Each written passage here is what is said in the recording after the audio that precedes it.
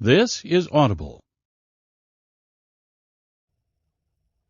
Recorded Books and RB Digital present The Wheel of Time, The Shamans of Ancient Mexico, Their Thoughts About Life, Death, and the Universe, by Carlos Castaneda. Narrated by Luis Moreno. Introduction. This series of specially selected quotations was gathered from the first 8 books that I wrote about the world of the shamans of ancient Mexico. The quotations were taken directly from the explanations given to me as an anthropologist by my teacher and mentor, Don Juan Matus, a Yaqui Indian shaman from Mexico. He belonged to a lineage of shamans that traced its origins all the way back to the shamans who lived in Mexico in ancient times. In the most effective manner he could afford, Don Juan Matus ushered me into his world, which was naturally the world of those shamans of antiquity. Don Juan was, therefore, in a key position.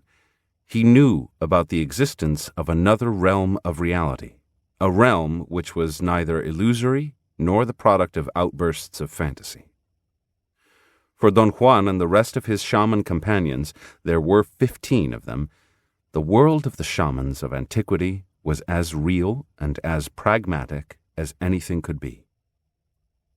This work started as a very simple attempt to collect a series of vignettes, sayings, and ideas from the lore of those shamans that would be interesting to read and think about.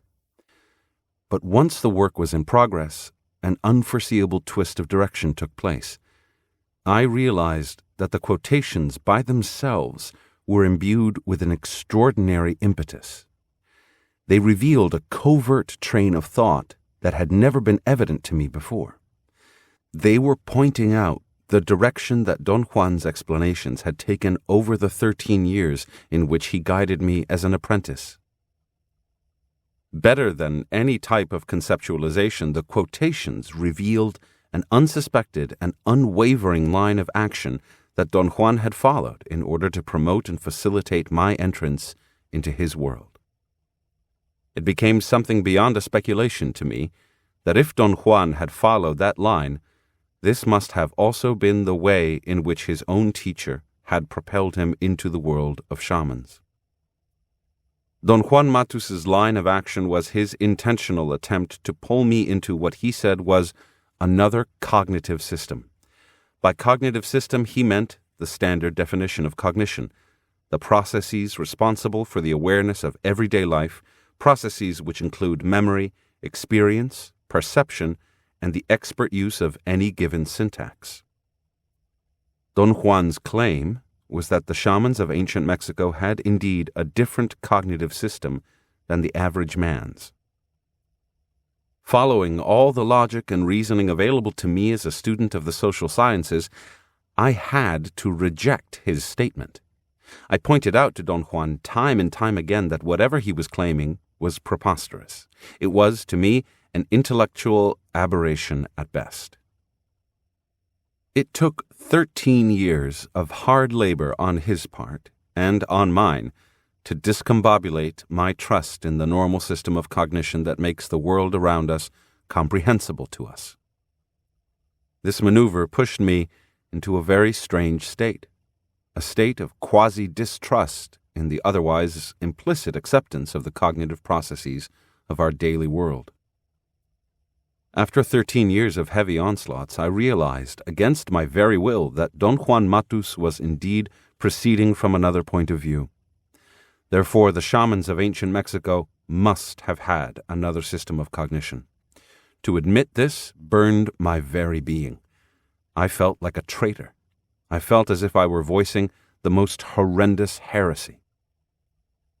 When he felt that he had overcome my worst resistance, Don Juan drove his point as far and as deep as he could into me, and I had to admit, without reservations, that in the world of shamans, shaman practitioners judged the world from points of view which were indescribable to our conceptualization devices. For instance, They perceived energy as it flowed freely in the universe, energy free from the bindings of socialization and syntax, pure vibratory energy. They called this act seeing. Don Juan's prime objective was to help me to perceive energy as it flows in the universe. In the world of shamans, to perceive energy in such a manner is the first mandatory step toward a more engulfing, freer view of a different cognitive system. In order to elicit a seeing response in me, Don Juan utilized other foreign units of cognition. One of the most important units he called the recapitulation, which consisted of a systematic scrutiny of one's life, segment by segment, an examination made not in the light of criticism or finding flaw, but in the light of an effort to understand one's life and to change its course. Don Juan's claim was that once any practitioner has viewed his life in the detached manner that the recapitulation requires, there's no way to go back to the same life. To see energy as it flows in the universe meant to Don Juan the capacity to see a human being as a luminous egg or luminous ball of energy, and to be able to distinguish in that luminous ball of energy certain features shared by men in common, such as a point of brilliance in the already brilliant luminous ball of energy. The claim of shamans was that it was on that point of brilliance, which those shamans called the assemblage point, that perception was assembled. They could extend this thought logically to mean that it was on that point of brilliance that our cognition of the world was manufactured. Odd as it may seem, Don Juan Matus was right, in the sense that this is exactly what happens. The perception of shamans, therefore, was subject to a different process than the perception of average men. Shamans claimed that perceiving energy directly led them to what they called energetic facts. By energetic fact, they meant a view obtained by seeing energy directly that led to conclusions that were final and irreducible. They couldn't be tampered with by speculation or by trying to fit them into our standard system of interpretation.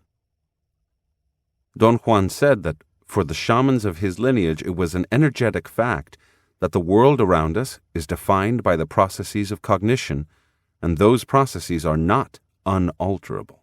They are not givens. They are a matter of training, a matter of practicality and usage. This thought was extended further to another energetic fact. The processes of standard cognition are the product of our upbringing. No more than that. Don Juan Matus knew beyond the shadow of a doubt that whatever he was telling me about the cognitive system of the shamans of ancient Mexico was a reality. Don Juan was, among other things, a nagual, which meant, for shaman practitioners, a natural leader, a person who was capable of viewing energetic facts without detriment to his well-being. He was, therefore, capacitated to lead his fellow men successfully into avenues of thought and perception impossible to describe. Considering all the facts that Don Juan had taught me about his cognitive world, I arrived at the conclusion, which was the conclusion that he himself shared, that the most important unit of such a world was the idea of intent. For the shamans of ancient Mexico, intent was a force they could visualize when they saw energy as it flows in the universe. They considered it an all-pervasive force that intervened in every aspect of time and space. It was the impetus behind everything. But what was of inconceivable value to those shamans was that intent, a pure abstraction, was intimately attached to man. Man could always manipulate it. The shamans of ancient Mexico realized that the only way to affect this force was through impeccable behavior. Only the most disciplined practitioner could attempt this feat. Another stupendous unit of that strange cognitive system was the shaman's understanding and usage of the concepts of time and space. For them, time and space were not the same phenomena that form part of our lives by virtue of being an integral part of our normal cognitive system. For the average man, the standard definition of time is a non-spatial continuum in which events occur in apparently irreversible succession from the past through the present to the future. And space is defined as the infinite extension of the three-dimensional field in which stars and galaxies exist, the universe. For the shamans of ancient Mexico, time was something like a thought. A thought by something unrealizable in its magnitude. The logical argument for them was that man, being part of that thought, which was thought by forces inconceivable to his mentality, still retained a small percentage of that thought, a percentage which, under certain circumstances of extraordinary discipline, could be redeemed. Space was, for those shamans, an abstract realm of activity. They called it infinity, and referred to it as the sum total of all the endeavors of living creatures. Space was, for them, more accessible, something almost down to earth. It was as if they had a bigger percentage in the abstract formulation of space. According to the versions given by Don Juan, the shamans of ancient Mexico never regarded time and space as obscure abstracts, the way we do. For them, both time and space, although incomprehensible in their formulations, were an integral part of man. Those shamans had another cognitive unit called the Wheel of Time. The way they explained the Wheel of Time was to say that time was like a tunnel of infinite length and width, a tunnel with reflective furrows. Every furrow was infinite, and there were infinite numbers of them. Living creatures were compulsorily made by the force of life to gaze into one furrow. To gaze into one furrow alone meant to be trapped by it, to live that furrow. A warrior's final aim is to focus, through an act of profound discipline, his unwavering attention on the wheel of time in order to make it turn. Warriors who have succeeded in turning the wheel of time can gaze into any furrow and draw from it whatever they desire. To be free from the spellbinding force of gazing into only one of those furrows means that warriors can look in either direction, as time retreats or as it advances on them. Viewed in this manner, the wheel of time is an overpowering influence which reaches through the life of the warrior and beyond, as is the case with the quotations of this book.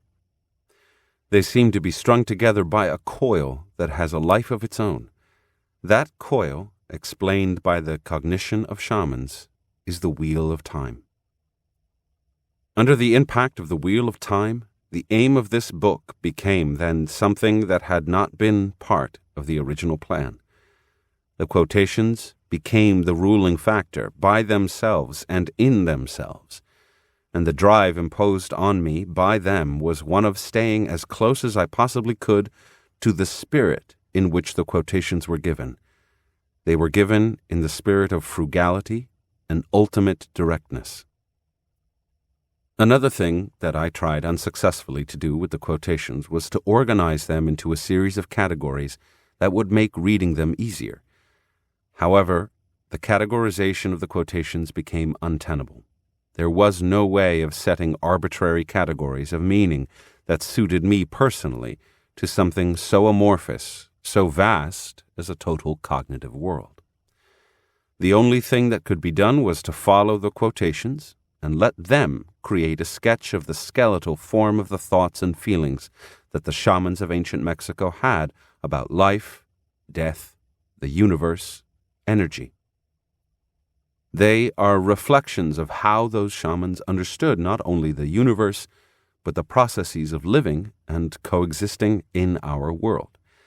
And more important yet, they point out the possibility of handling two systems of cognition at once without any detriment to the self.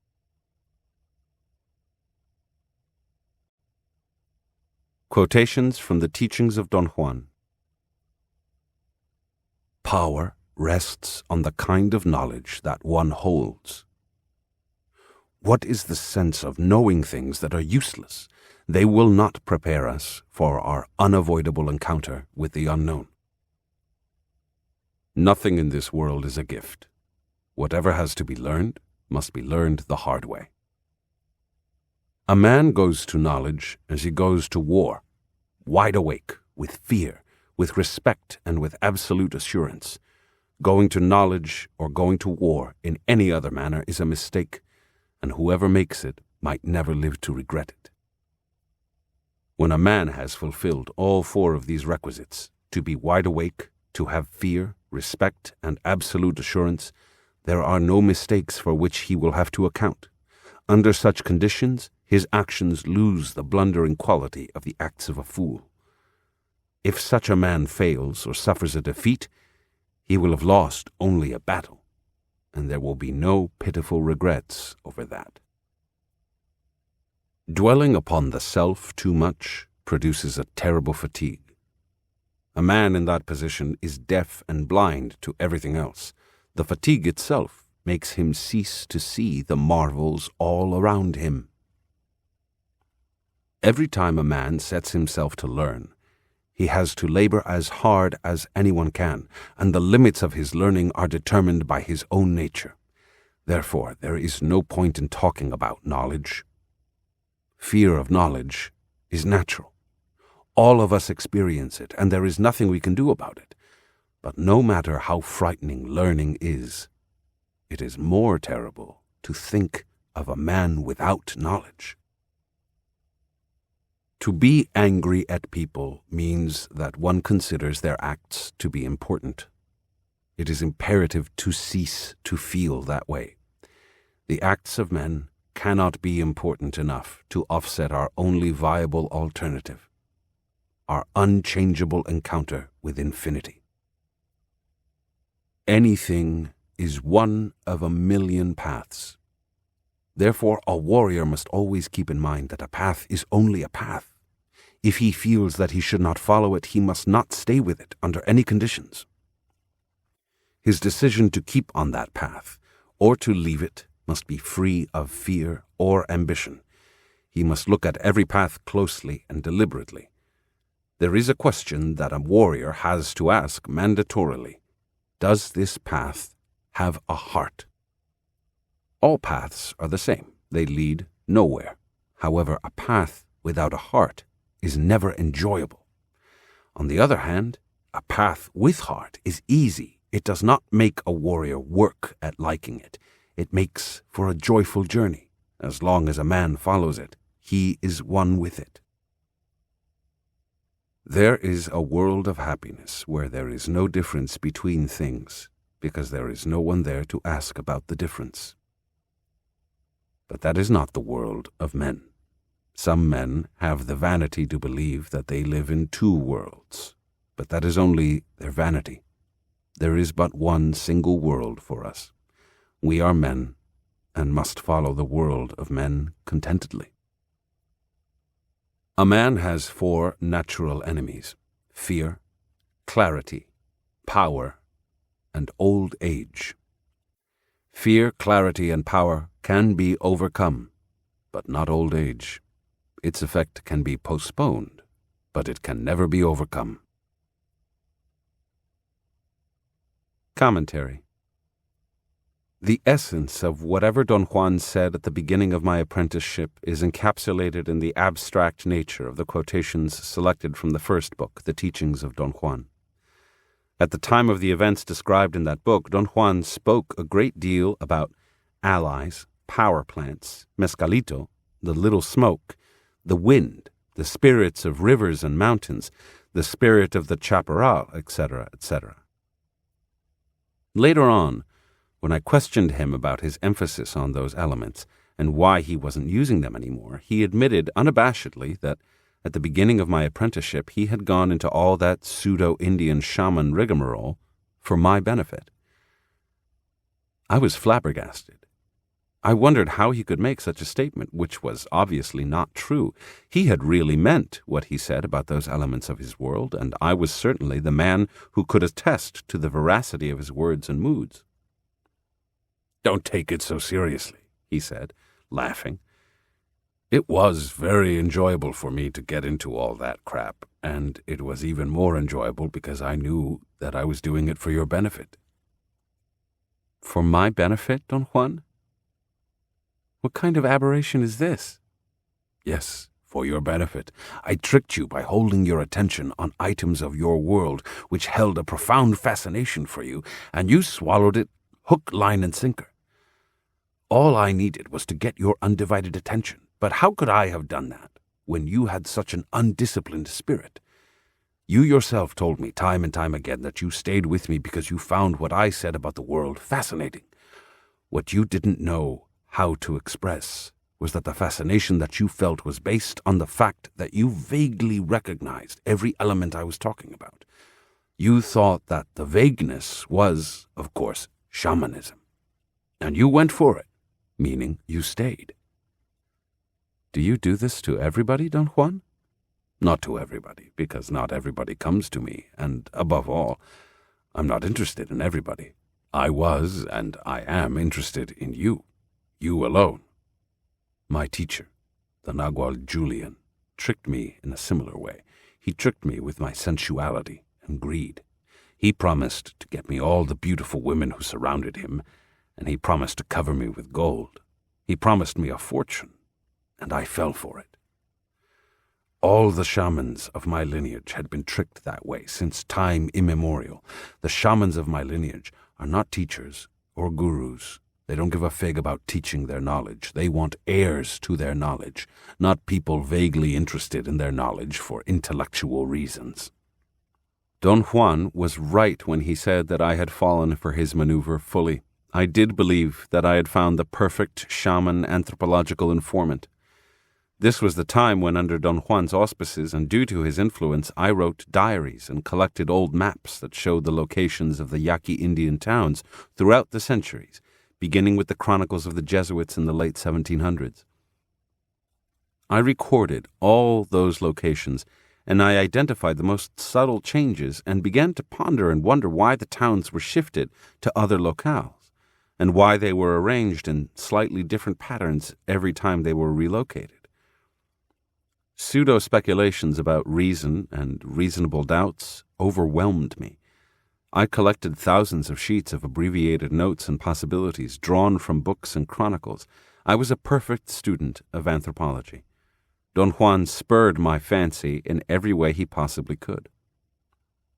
"There are no volunteers on the warrior's path," Don Juan said to me under the guise of an explanation. "A man has to be forced into the warrior's path against his will." "What do I do, Don Juan, with the thousands of notes that you tricked me into collecting?" I asked him at the time. His answer was a direct shock to me. "Write a book about them," he said. "I am sure that if you begin to write it, you'll never make use of those notes anyway. They are useless, but who am I to tell you that?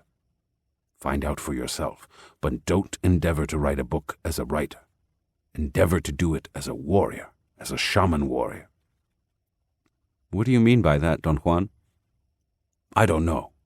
Find it out for yourself." He was absolutely right.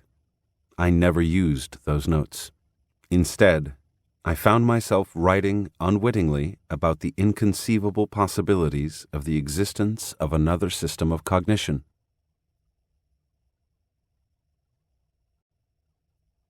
Quotations from A Separate Reality.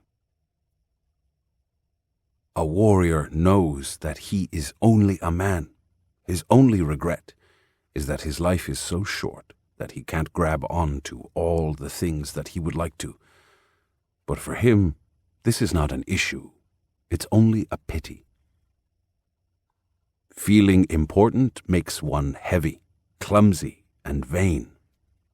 To be a warrior, one needs to be light and fluid. When they are seen as fields of energy, human beings appear to be like fibers of light, like white cobwebs, very fine threads that circulate from the head to the toes. Thus, to the eye of a seer, a man looks like an egg of circulating fibers, and his arms and legs are like luminous bristles bursting out in all directions. The seer sees that every man is in touch with everything else, not through his hands, but through a bunch of long fibers that shoot out in all directions from the center of his abdomen. Those fibers join a man to his surroundings. They keep his balance. They give him stability. When a warrior learns to see, he sees that a man is a luminous egg, whether he's a beggar or a king, and that there's no way to change anything, or rather, what could be changed in that luminous egg? What? A warrior never worries about his fear. Instead, he thinks about the wonders of seeing the flow of energy. The rest is frills, unimportant frills. Only a crackpot would undertake the task of becoming a man of knowledge of his own accord. A sober-headed man has to be tricked into doing it. There are scores of people who would gladly undertake the task, but those don't count. They are usually cracked. They are like gourds that look fine from the outside, and yet they would leak the minute you put pressure on them, the minute you fill them with water. When a man is not concerned with seeing, things look very much the same to him every time he looks at the world. When he learns to see, on the other hand, nothing is ever the same every time he sees it, and yet it is the same. To the eye of a seer, a man is like an egg. Every time he sees the same man, he sees a luminous egg, yet it is not the same luminous egg.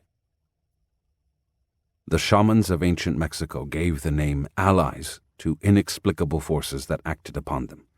They called them allies because they thought they could use them to their heart's content, a notion that proved nearly fatal to those shamans, because what they called an ally is a being without corporeal essence that exists in the universe. Modern-day shamans call them inorganic beings. To ask what function the allies have is like asking what we men do in the world. We are here. That's all. And the allies are here like us, and maybe they were here before us. The most effective way to live is as a warrior. A warrior may worry and think before making any decision, but once he makes it, he goes on his way, free from worries or thoughts. There will be a million other decisions still awaiting him. That's the warrior's way. A warrior thinks of his death when things become unclear. The idea of death is the only thing that tempers our spirit. Death is everywhere. It may be the headlights of a car on a hilltop in the distance behind. They may remain visible for a while and disappear into the darkness as if they had been scooped away, only to appear on another hilltop and then disappear again. Those are the lights on the head of death. Death puts them on like a hat and then shoots off on a gallop, gaining on us, getting closer and closer. Sometimes it turns off its lights, but death never stops. A warrior must know first that his acts are useless, and yet he must proceed as if he didn't know it. That's a shaman's controlled folly. The eyes of man can perform two functions. One is seeing energy at large as it flows in the universe, and the other is looking at things in this world. Neither of these functions is better than the other. However, to train the eyes only to look is a shameful and unnecessary loss. A warrior lives by acting, not by thinking about acting, nor by thinking about what he will think when he has finished acting. A warrior chooses a path with heart, any path with heart, and follows it. And then he rejoices and laughs. He knows because he sees that his life will be over altogether too soon. He sees that nothing is more important than anything else. A warrior has no honor, no dignity, no family, no name, no country. He has only life to be lived, and under these circumstances, his only tie to his fellow men is his controlled folly. Nothing being more important than anything else, a warrior chooses any act and acts it out as if it mattered to him. His controlled folly makes him say that what he does matters and makes him act as if it did, and yet he knows that it doesn't. So when he fulfills his acts, he retreats in peace, and whether his acts were good or bad or worked or didn't is in no way part of his concern. A warrior may choose to remain totally impassive and never act and behave as if being impassive really mattered to him.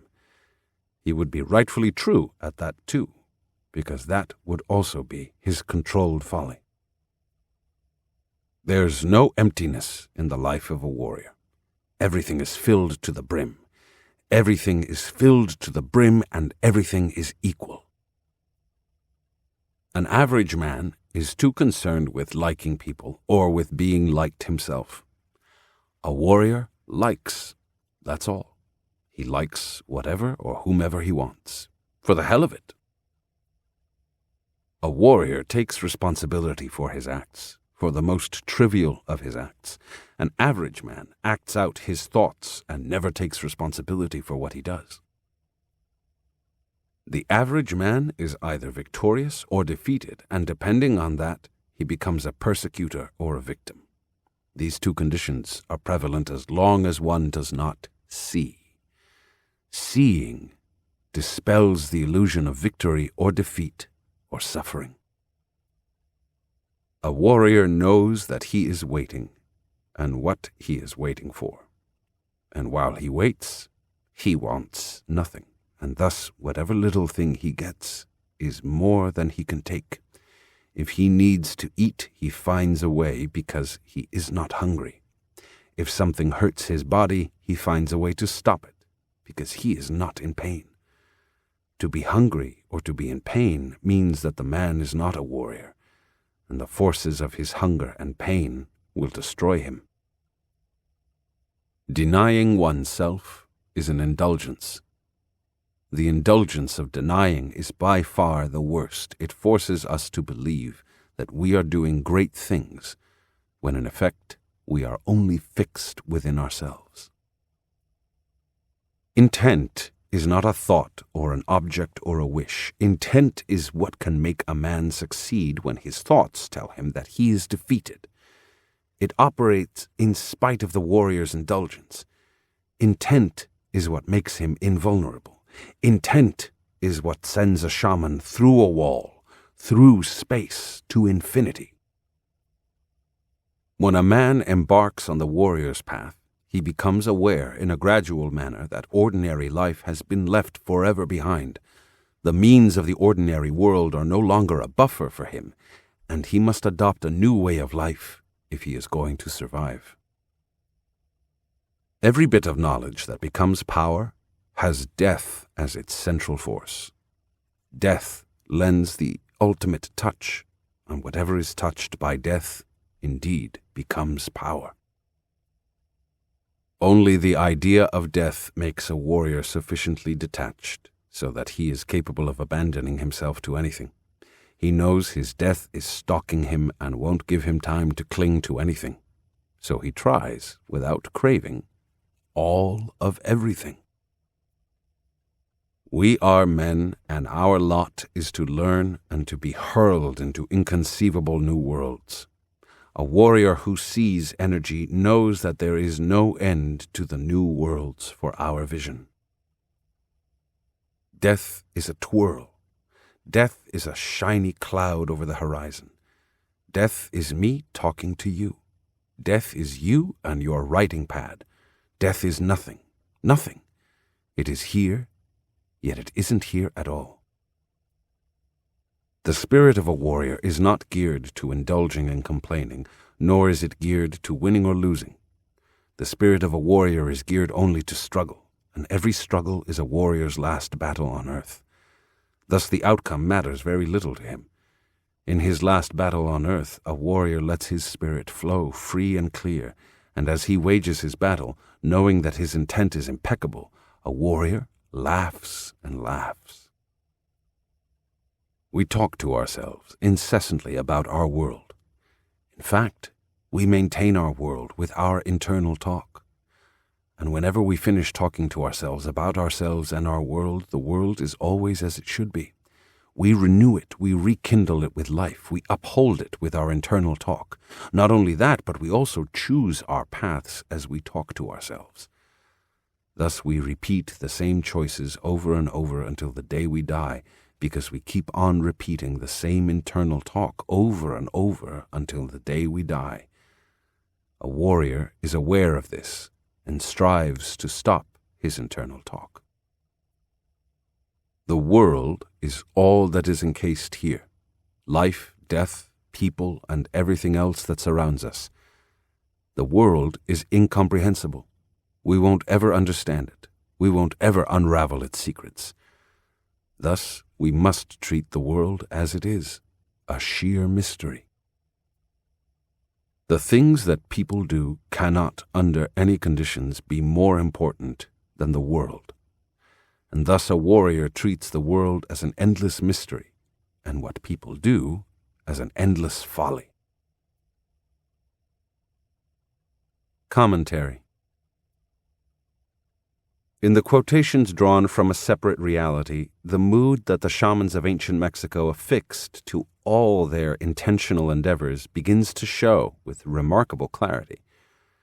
Don Juan himself pointed out to me in talking about those old shamans that the aspect of their world which was of supreme interest to modern practitioners was the razor-sharp awareness that those shamans had developed about the universal force they called intent. They explained that the link each of those men had with such a force was so neat and clean that they could affect things to their heart's content. Don Juan said that the intent of those shamans, developed to such a keen intensity, was the only aid modern practitioners had. He put it in more mundane terms and said that modern-day practitioners, if they were honest with themselves, would pay whatever price to live under the umbrella of such an intent. Don Juan asserted that anyone who showed even the slightest interest in the world of the shamans of antiquity was immediately drawn into the circle of their razor-sharp intent. Their intent was, for Don Juan, something incommensurable that none of us could successfully fight away. Besides, he reasoned, there was no necessity to fight away such an intent, because it was the only thing that counted. It was the essence of the world of those shamans, the world which modern-day practitioners coveted more than anything imaginable. The mood of the quotations from a separate reality is not something that I arranged on purpose. It is a mood that surfaced independent of my aims and wishes. I could even say that it was contrary to what I had in mind. It was the mysterious call of the wheel of time hidden in the text of the book that had suddenly been activated, and it snapped into a state of tension, a tension that dictated the direction of my endeavors. At the time of writing A Separate Reality, as far as my feelings about my work were concerned, I could truthfully assert that I thought that I was happily involved in doing anthropological fieldwork, and my feelings and thoughts were as far away from the world of the shamans of antiquity as anything could be. Don Juan had a different opinion. Being a seasoned warrior, he knew that I couldn't possibly extricate myself from the magnetic pull that the intent of those shamans had created. I was drowning in it, whether or not I believed in it or wished for it. This state of affairs brought about a subliminal anxiety on my part. It was not an anxiety I could define or pinpoint or was even aware of. It permeated my acts without the possibility of my consciously dwelling on it or seeking an explanation. In retrospect, I can only say that I was deadly afraid, although I couldn't determine what I was afraid of. I tried many times to analyze this sensation of fear, but I would immediately get fatigued, bored. I would instantaneously find my inquiry groundless, superfluous, and I would end up abandoning it. I asked Don Juan about my state of being. I wanted his advice, his input. "You are just afraid," he said. "That's all there is to it. Don't look for mysterious reasons for your fear. The mysterious reason is right here in front of you, within your reach. It is the intent of the shamans of ancient Mexico. You are dealing with their world, and that world shows its face to you from time to time. Of course, you can't take that sight. Neither could I, in my time. Neither could any one of us." "You're talking in riddles, Don Juan." "Yes, I am, for the moment. It will be clear to you someday. At the present, it's idiotic to try to talk about it or explain anything. Nothing of what I'm trying to show you would make sense. Some inconceivable banality would make infinitely more sense to you at this moment." He was absolutely right. All my fears were triggered by some banality, of which I was ashamed at the time, and am ashamed of now. I was afraid of demoniacal possession. Such a fear had been encrusted in me very early in life. Anything that was inexplicable was naturally something evil, something malignant that aimed at destroying me. The more poignant Don Juan's explanations of the world of the ancient shamans became, the greater my sensation of needing to protect myself. This sensation was not something that could be verbalized. It was, rather than the need to protect the self, the need to protect the veracity and the undeniable value of the world in which we human beings live. To me, my world was the only recognizable world. If it was threatened, there was an immediate reaction on my part, a reaction that manifested itself in some quality of fear that I will be forever at a loss to explain. This fear was something one must feel in order to grasp its immensity. It was not the fear of dying or of being hurt. It was rather something immeasurably deeper than that. It was so deep that any shaman practitioner would be at a loss trying even to conceptualize it. "You have come in a roundabout way to stand directly in front of the warrior," Don Juan said. At that time he emphasized to no end the concept of the warrior. He said that the warrior was, of course, much more than a mere concept. It was a way of life, and that way of life was the only deterrent to fear, and the only channel which a practitioner could use to let the flow of his activity move on freely. Without the concept of the warrior, the stumbling blocks on the path of knowledge were impossible to overcome. Don Juan defined the warrior as the fighter par excellence. It was a mood facilitated by the intent of the shamans of antiquity, a mood into which any man could enter. "The intent of those shamans," Don Juan said, "was so keen, so powerful, that it would solidify the structure of the warrior in anyone who tapped it, even though they might not be aware of it." In short, the warrior was, for the shamans of ancient Mexico, a unit of combat so tuned to the fight around him, so extraordinarily alert, that in his purest form he needed nothing superfluous to survive. There was no necessity to make gifts to a warrior, or to prop him up with talk or actions, or to try to give him solace and incentive. All of those things were included in the structure of the warrior itself. Since that structure was determined by the intent of the shamans of ancient Mexico, they made sure that anything foreseeable would be included. The end result was a fighter who fought alone and drew from his own silent convictions all the impulse he needed to forge ahead without complaints, without the necessity to be praised.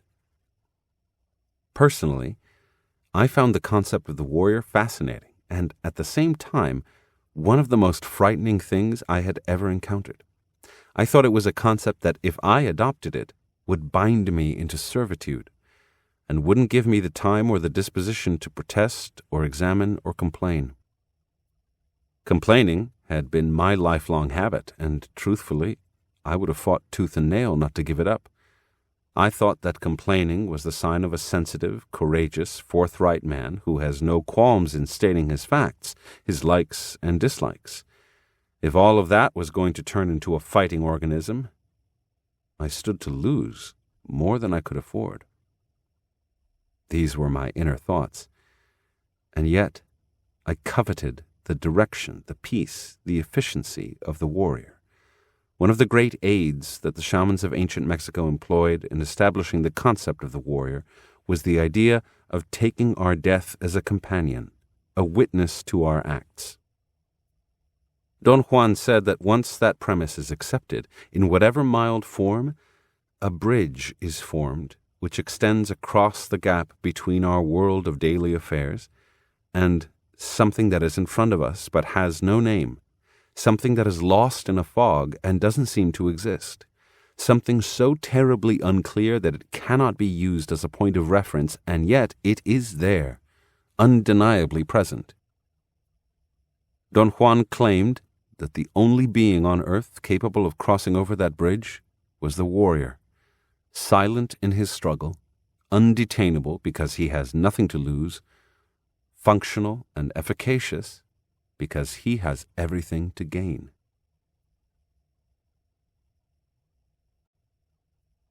Quotations from Journey to Ixtlan. We hardly ever realize that we can cut anything out of our lives, any time, in the blink of an eye. One shouldn't worry about taking pictures or making tape recordings. Those are superfluities of sedate lives. One should worry about the spirit, which is always receding. A warrior doesn't need personal history. One day he finds it is no longer necessary for him, and he drops it. Personal history must be constantly renewed by telling parents, relatives, and friends everything one does. On the other hand, for the warrior who has no personal history, no explanations are needed. Nobody is angry or disillusioned with his acts, and above all, no one pins him down with their thoughts and their expectations. When nothing is for sure, we remain alert, perennially on our toes. It is more exciting not to know which bush the rabbit is hiding behind than to behave as though we knew everything. As long as a man feels that he is the most important thing in the world, he cannot really appreciate the world around him. He is like a horse with blinders. All he sees is himself, apart from everything else. Death is our eternal companion. It is always to our left, an arm's length behind us. Death is the only wise advisor that a warrior has. Whenever he feels that everything is going wrong and he's about to be annihilated, he can turn to his death and ask if that is so. His death will tell him that he is wrong, that nothing really matters outside its touch. His death will tell him, I haven't touched you yet. Whenever a warrior decides to do something, he must go all the way, but he must take responsibility for what he does. No matter what he does, he must know first why he is doing it, and then he must proceed with his actions without having doubts or remorse about them. In a world where death is the hunter, there is no time for regrets or doubts. There is only time for decisions. It doesn't matter what the decisions are. Nothing could be more or less serious than anything else. In a world where death is the hunter, there are no small or big decisions. There are only decisions that a warrior makes in the face of his inevitable death. A warrior must learn to be available and unavailable at the precise turn of the road. It is useless for a warrior to be unwittingly available at all times, as it is useless for him to hide when everybody knows that he is hiding. For a warrior, to be inaccessible means that he touches the world around him sparingly, and above all, he deliberately avoids exhausting himself and others.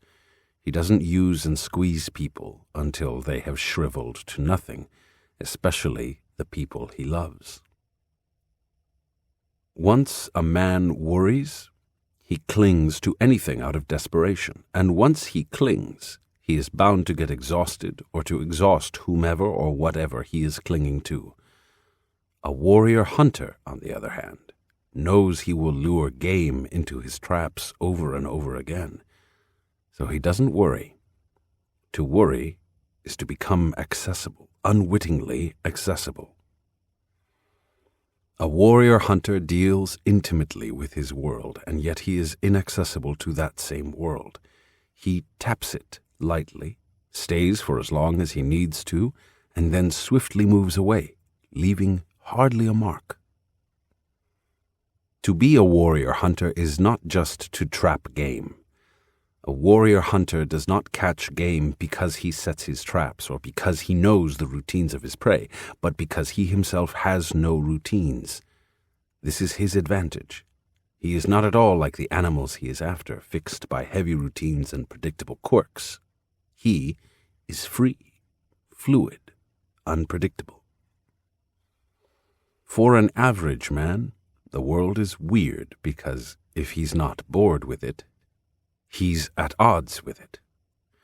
For a warrior, the world is weird because it is stupendous, awesome, mysterious, unfathomable. A warrior must assume responsibility for being here in this marvelous world, in this marvelous time. A warrior must learn to make every act count, since he is going to be here in this world for only a short while. In fact, too short for witnessing all the marvels of it. Acts have power, especially when the warrior acting knows that those acts are his last battle. There is a strange, consuming happiness in acting with the full knowledge that whatever he is doing may very well be his last act on earth. A warrior must focus his attention on the link between himself and his death. Without remorse or sadness or worrying, he must focus his attention on the fact that he does not have time and let his acts flow accordingly. He must let each of his acts be his last battle on earth. Only under those conditions will his acts have their rightful power. Otherwise, they will be, for as long as he lives, the acts of a fool. A warrior hunter knows that his death is waiting, and the very act he is performing now may well be his last battle on earth. He calls it a battle because it is a struggle. Most people move from act to act without any struggle or thought. A warrior hunter, on the contrary, assesses every act, and since he has an intimate knowledge of his death, he proceeds judiciously, as if every act were his last battle. Only a fool would fail to notice the advantage a warrior hunter has over his fellow men. A warrior hunter gives his last battle its due respect. It's only natural that his last act on earth should be the best of himself. It's pleasurable that way. It dulls the edge of his fright. A warrior is an immaculate hunter who hunts power. He's not drunk or crazed, and he has neither the time nor the disposition to bluff or to lie to himself, or to make a wrong move. The stakes are too high for that. The stakes are his trimmed, orderly life which he has taken so long to tighten and perfect. He is not going to throw that away by making some stupid miscalculation, by mistaking something for something else. A man, any man, deserves everything that is a man's lot: joy, pain, sadness, and struggle. The nature of his acts is unimportant as long as he acts as a warrior. If his spirit is distorted, he should simply fix it, purge it, make it perfect, because there is no other task in our entire lives which is more worthwhile. Not to fix the spirit is to seek death. And that is the same as to seek nothing, since death is going to overtake us regardless of anything. To seek the perfection of the warrior's spirit is the only task worthy of our temporariness and our manhood. The hardest thing in the world is to assume the mood of a warrior. It is of no use to be sad and complain and feel justified in doing so, believing that someone is always doing something to us. Nobody is doing anything to anybody, much less to a warrior. A warrior is a hunter. He calculates everything. That's control. Once his calculations are over, he acts. He lets go. That's abandon. A warrior is not a leaf at the mercy of the wind. No one can push him. No one can make him do things against himself or against his better judgment. A warrior is tuned to survive, and he survives in the best of all possible fashions. A warrior is only a man, a humble man. He cannot change the designs of his death, but his impeccable spirit, which has stored power after stupendous hardships, can certainly hold his death for a moment long enough to let him rejoice for the last time in recalling his power. We may say that that is a gesture which death has with those who have an impeccable spirit. It doesn't matter how one was brought up. What determines the way one does anything is personal power. A man is only the sum of his personal power, and that sum determines how he lives and how he dies. Personal power is a feeling, something like being lucky, or one may call it a mood. Personal power is something that one acquires by means of a lifetime of struggle. A warrior acts as if he knows what he is doing, when in effect he knows nothing. A warrior doesn't know remorse for anything he has done, because to isolate one's acts as being mean or ugly or evil is to place an unwarranted importance on the self. The trick is in what one emphasizes. We either make ourselves miserable or we make ourselves strong. The amount of work is the same. People tell us from the time we are born that the world is such, and so, and naturally we have no choice but to accept that the world is the way people have been telling us it is. The art of a warrior is to balance the terror of being a man with the wonder of being a man. Commentary. By the time I was writing Journey to Ixtlan, a most mysterious mood was prevalent all around me. Don Juan Matus was applying some extremely pragmatic measures to my daily conduct. He had outlined some steps of action that he wanted me to follow rigorously. He had given me 3 tasks which had only the vaguest references to my world of everyday life or to any other world. He wanted me to endeavor in my daily world to erase my personal history by any means conceivable. Then, he wanted me to stop my routines, and finally, he wanted me to dethrone my sense of self-importance. "How am I going to accomplish all this, Don Juan?" I asked him. "I have no idea," he responded. "None of us has any idea of how to do that pragmatically and effectively. Yet, if we start the work, we will accomplish it without ever knowing what came to aid us. The difficulty that you encounter is the same difficulty that I encountered myself," he went on. "I assure you that our difficulty is born out of the total absence in our lives of the idea that would spur us to change.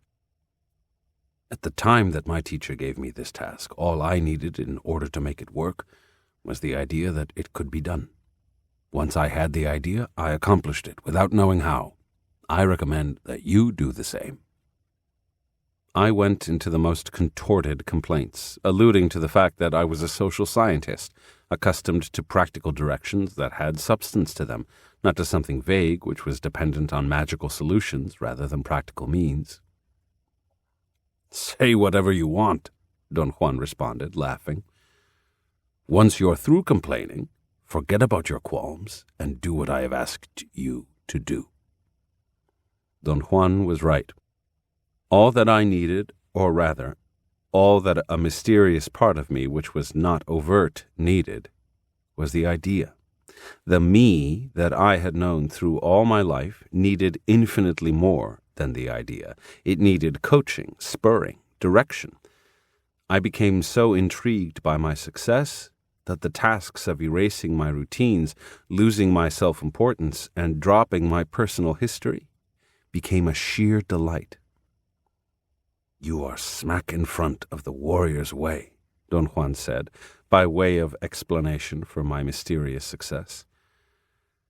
Slowly and methodically, he had guided my awareness to focus more and more intensely on an abstract elaboration of the concept of the warrior that he called the warrior's way, the warrior's path.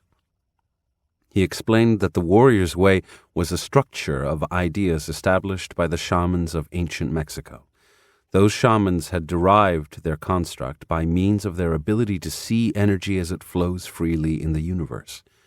Therefore, the warrior's way was a most harmonious conglomerate of energetic facts, irreducible truths determined exclusively by the direction of the flow of energy in the universe.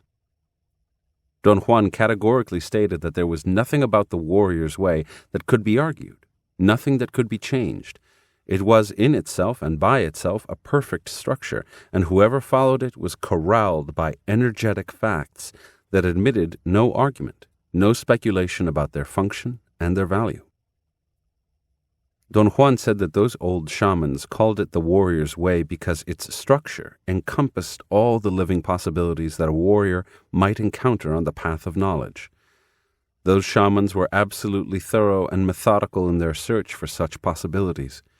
According to Don Juan, they were indeed capable of including in their abstract structure everything that is humanly possible. Don Juan compared the warrior's way to an edifice, with each of the elements of this edifice being a propping device whose only function was to sustain the psyche of the warrior in his role of shaman initiate, in order to make his movements easy and meaningful. He stated unequivocally that the warrior's way was the essential construct without which shaman initiates would be shipwrecked in the immensity of the universe. Don Juan called the warrior's way the crowning glory of the shamans of ancient Mexico. He viewed it as their most important contribution, the essence of their sobriety. "Is the warrior's way that overwhelmingly important, Don Juan?" I asked him once. "Overwhelmingly important is a euphemism.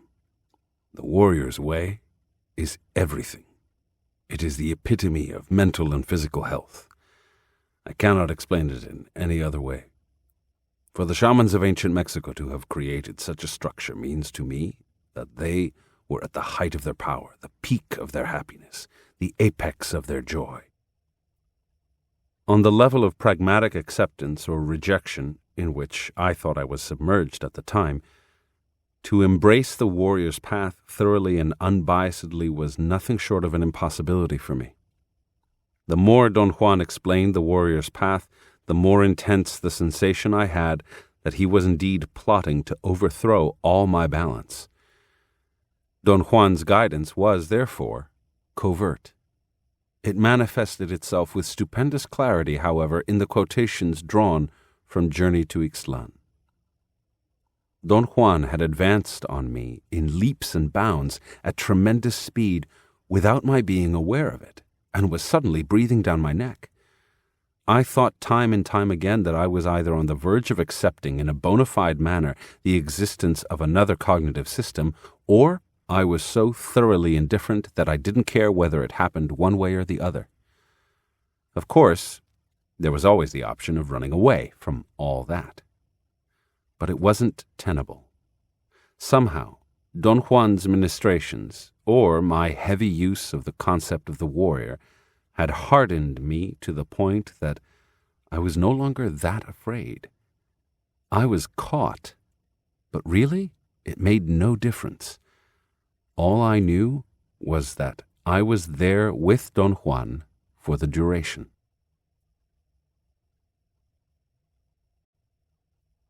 Quotations from Tales of Power. The self-confidence of the warrior is not the self-confidence of the average man. The average man seeks certainty in the eyes of the onlooker and calls that self-confidence. The warrior seeks impeccability in his own eyes and calls that humbleness. The average man is hooked to his fellow men, while the warrior is hooked only to infinity. There are lots of things a warrior can do at a certain time which he couldn't do years before. Those things themselves did not change. What changed was his idea of himself.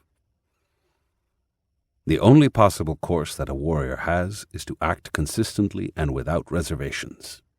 At a certain moment, he knows enough of the warrior's way to act accordingly, but his old habits and routines may stand in his way. If a warrior is to succeed in anything, the success must come gently, with a great deal of effort, but with no stress or obsession.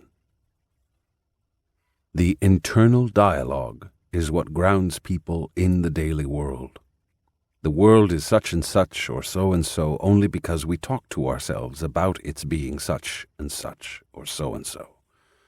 The passageway into the world of shamans opens up after the warrior has learned to shut off his internal dialogue. To change our idea of the world is the crux of shamanism, and stopping the internal dialogue is the only way to accomplish it. When a warrior learns to stop the internal dialogue, everything becomes possible. The most far-fetched schemes become attainable. A warrior takes his lot, whatever it may be, and accepts it in ultimate humbleness. He accepts in humbleness what he is, not as grounds for regret, but as a living challenge. The humbleness of a warrior is not the humbleness of the beggar. The warrior lowers his head to no one, but at the same time he doesn't permit anyone to lower his head to him. The beggar, on the other hand, falls to his knees at the drop of a hat and scrapes the floor for anyone he deems to be higher, but at the same time he demands that someone lower than him scrape the floor for him. Solace, haven, fear, all of these are words which have created moods that one has learned to accept without ever questioning their value. Our fellow men are black magicians, and whoever is with them is a black magician on the spot. Think for a moment. Can you deviate from the path that your fellow men have lined up for you? And if you remain with them, your thoughts and your actions are fixed forever in their terms. That is slavery. The warrior, on the other hand, is free from all that. Freedom is expensive, but the price is not impossible to pay. So, fear your captors, your masters. Don't waste your time and your power fearing freedom. The flaw with words is that they always make us feel enlightened, but when we turn around to face the world, they always fail us, and we end up facing the world as we always have, without enlightenment. For this reason, a warrior seeks to act rather than to talk, and to this effect, he gets a new description of the world, a new description where talking is not that important, and where new acts have new reflections. A warrior considers himself already dead, so there is nothing for him to lose. The worst has already happened to him, therefore he's clear and calm. Judging him by his acts or by his words, one would never suspect that he has witnessed everything. Knowledge is a most peculiar affair, especially for a warrior. Knowledge for a warrior is something that comes at once, engulfs him, and passes on. Knowledge comes to a warrior floating, like specks of gold dust, the same dust that covers the wings of moths. So for a warrior, knowledge is like taking a shower or being rained on by specks of dark gold dust. Whenever the internal dialogue stops, the world collapses, and extraordinary facets of ourselves surface, as though they had been kept heavily guarded by our words. The world is unfathomable, and so are we, and so is every being that exists in this world. Warriors do not win victories by beating their heads against walls, but by overtaking the walls. Warriors jump over walls. They don't demolish them. A warrior must cultivate the feeling that he has everything needed for the extravagant journey that is his life. What counts for a warrior is being alive. Life in itself is sufficient, self-explanatory, and complete. Therefore, one may say without being presumptuous that the experience of experiences is being alive. An average man thinks that indulging in doubts and tribulations is the sign of sensitivity, spirituality. The truth of the matter is that the average man is the farthest thing imaginable from being sensitive. His puny reason deliberately makes itself into a monster or a saint, but it is truthfully too little for such a big monster or saint mold. To be a warrior is not a simple matter of wishing to be one. It is rather an endless struggle that will go on to the very last moment of our lives. Nobody is born a warrior in exactly the same way that nobody is born an average man. We make ourselves into one or the other. A warrior dies the hard way. His death must struggle to take him. A warrior does not give himself to death so easily. Human beings are not objects. They have no solidity. They are round, luminous beings. They are boundless. The world of objects and solidity is only a description that was created to help them, to make their passage on earth convenient. Their reason makes them forget that the description is only a description, and before they realize it, human beings have entrapped the totality of themselves in a vicious circle from which they rarely emerge in their lifetimes. Human beings are perceivers, but the world that they perceive is an illusion created by the description that was told to them from the moment they were born. So, in essence, the world that their reason wants to sustain is the world created by a description and its dogmatic and inviolable rules, which their reason learns to accept and defend. The concealed advantage of luminous beings is that they have something which is never used: intent. The maneuver of shamans is the same as the maneuver of the average man. Both have a description of the world. The average man upholds it with his reason. The shaman upholds it with his intent.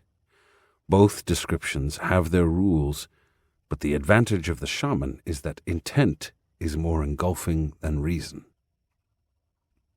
Only as a warrior can one withstand the path of knowledge. A warrior cannot complain or regret anything. His life is an endless challenge, and challenges cannot possibly be good or bad. Challenges are simply challenges.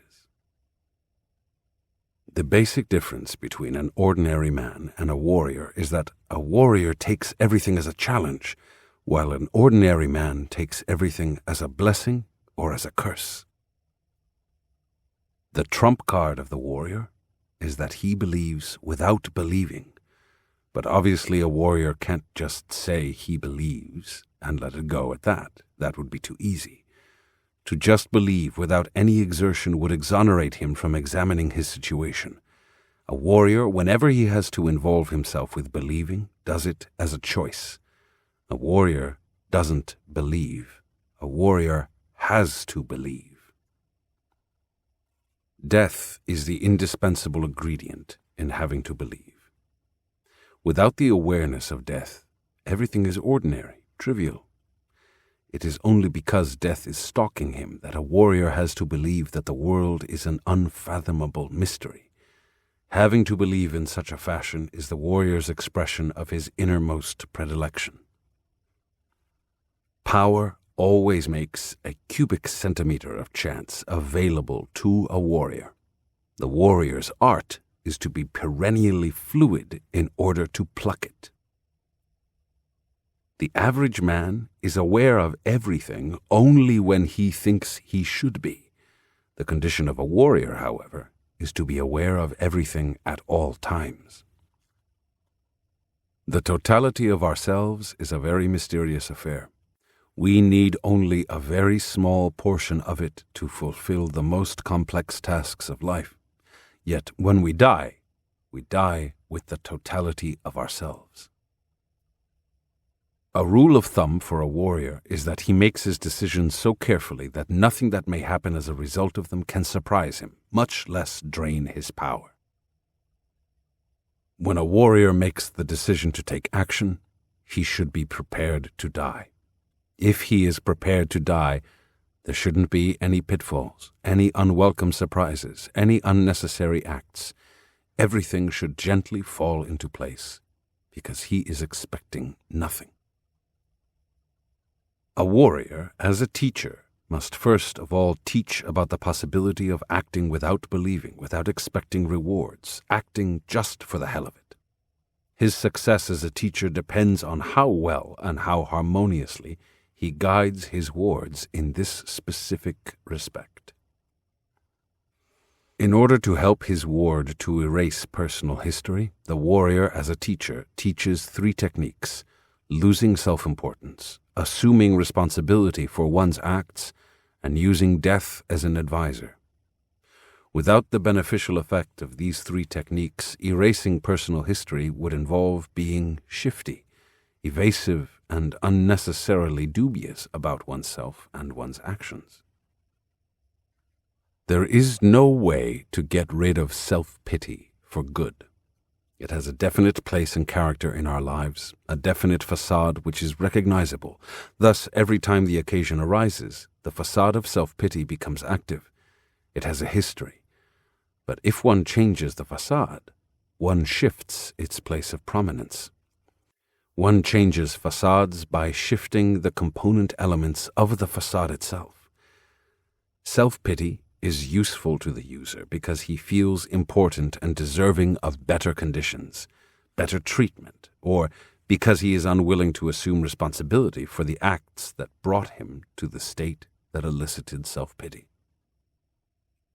Changing the facade of self-pity means only that one has assigned a secondary place to a formerly important element. Self-pity is still a prominent feature, but it has now taken a position in the background, in the same fashion that the idea of one's impending death, the idea of a warrior's humbleness, or the idea of responsibility for one's acts were all in the background at one time for a warrior, without ever being used until the moment he became a warrior. A warrior acknowledges his pain, but he doesn't indulge in it. The mood of the warrior who enters into the unknown is not one of sadness. On the contrary, he's joyful because he feels humbled by his great fortune, confident that his spirit is impeccable, and above all, fully aware of his efficiency. A warrior's joyfulness comes from having accepted his fate and from having truthfully assessed what lies ahead of him. Commentary. Tales of power is the mark of my ultimate downfall. At the time that the events narrated in that book took place, I suffered a profound emotional upheaval, a warrior's breakdown. Don Juan Matus left this world and left his 4 apprentices in it. Each of those apprentices was approached personally by Don Juan and assigned a specific task. I considered the task given to me to be a placebo that had no significance whatsoever in comparison to the loss. Not to see Don Juan anymore could not be soothed by pseudo-tasks. My first plea with Don Juan was naturally to tell him that I wanted to go with him. "You are not ready yet," he said. "Let's be realistic." "But I could make myself ready in the blink of an eye," I assured him. "I don't doubt that. You'll be ready, but not for me. I demand perfect efficiency. I demand an impeccable intent, an impeccable discipline. You don't have that yet. You will. You're coming to it, but you're not there yet." "You have the power to take me, Don Juan, raw and imperfect." "I suppose I do, but I won't, because it would be a shameful waste for you. You stand to lose everything, take my word.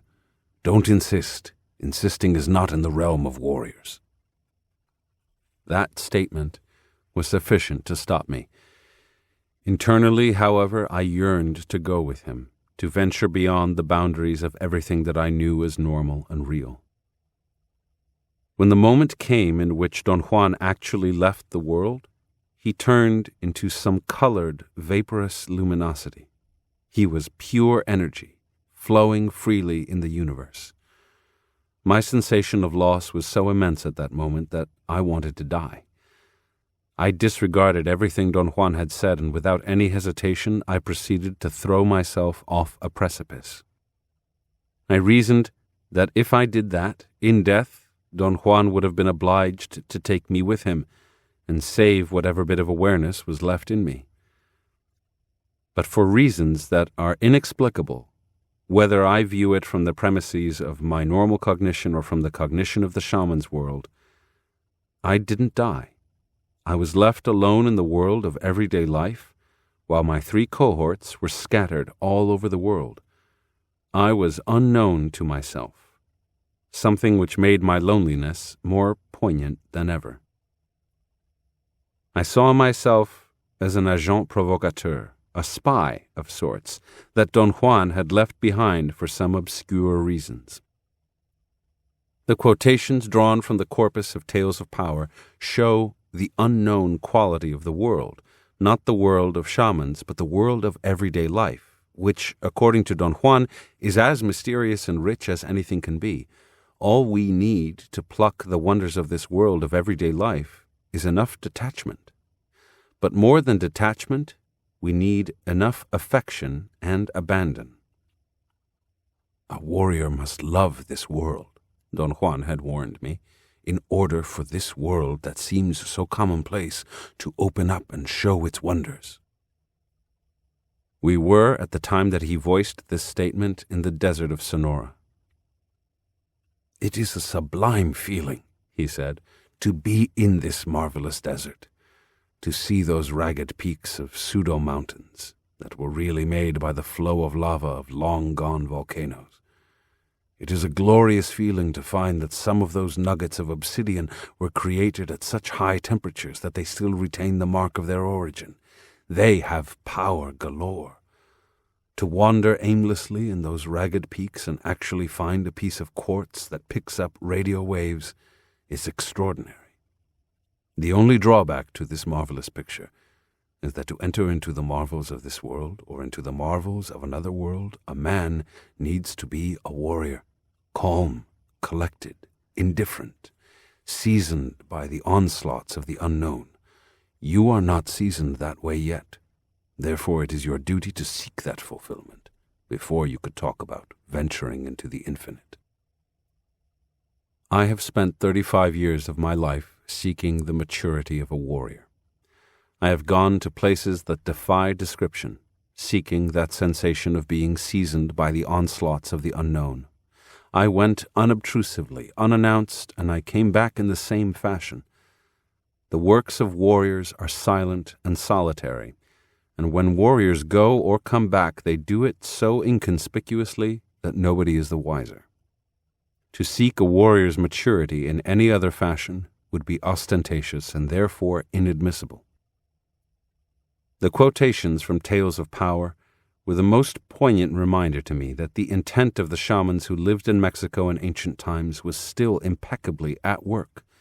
The wheel of time was moving inexorably around me, forcing me to look into grooves which one cannot talk about and still remain coherent.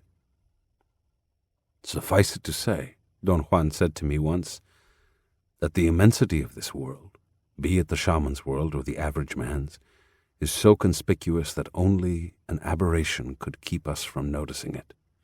Trying to explain to aberrant beings what it is like to be lost in the grooves of the wheel of time is the most absurd thing that a warrior can undertake.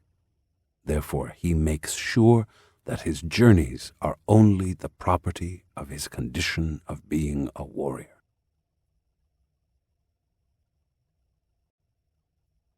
Quotations from The Second Ring of Power. "When one has nothing to lose, one becomes courageous. We are timid only when there is something we can still cling to. A warrior could not possibly leave anything to chance. He actually affects the outcome of events by the force of his awareness and his unbending intent.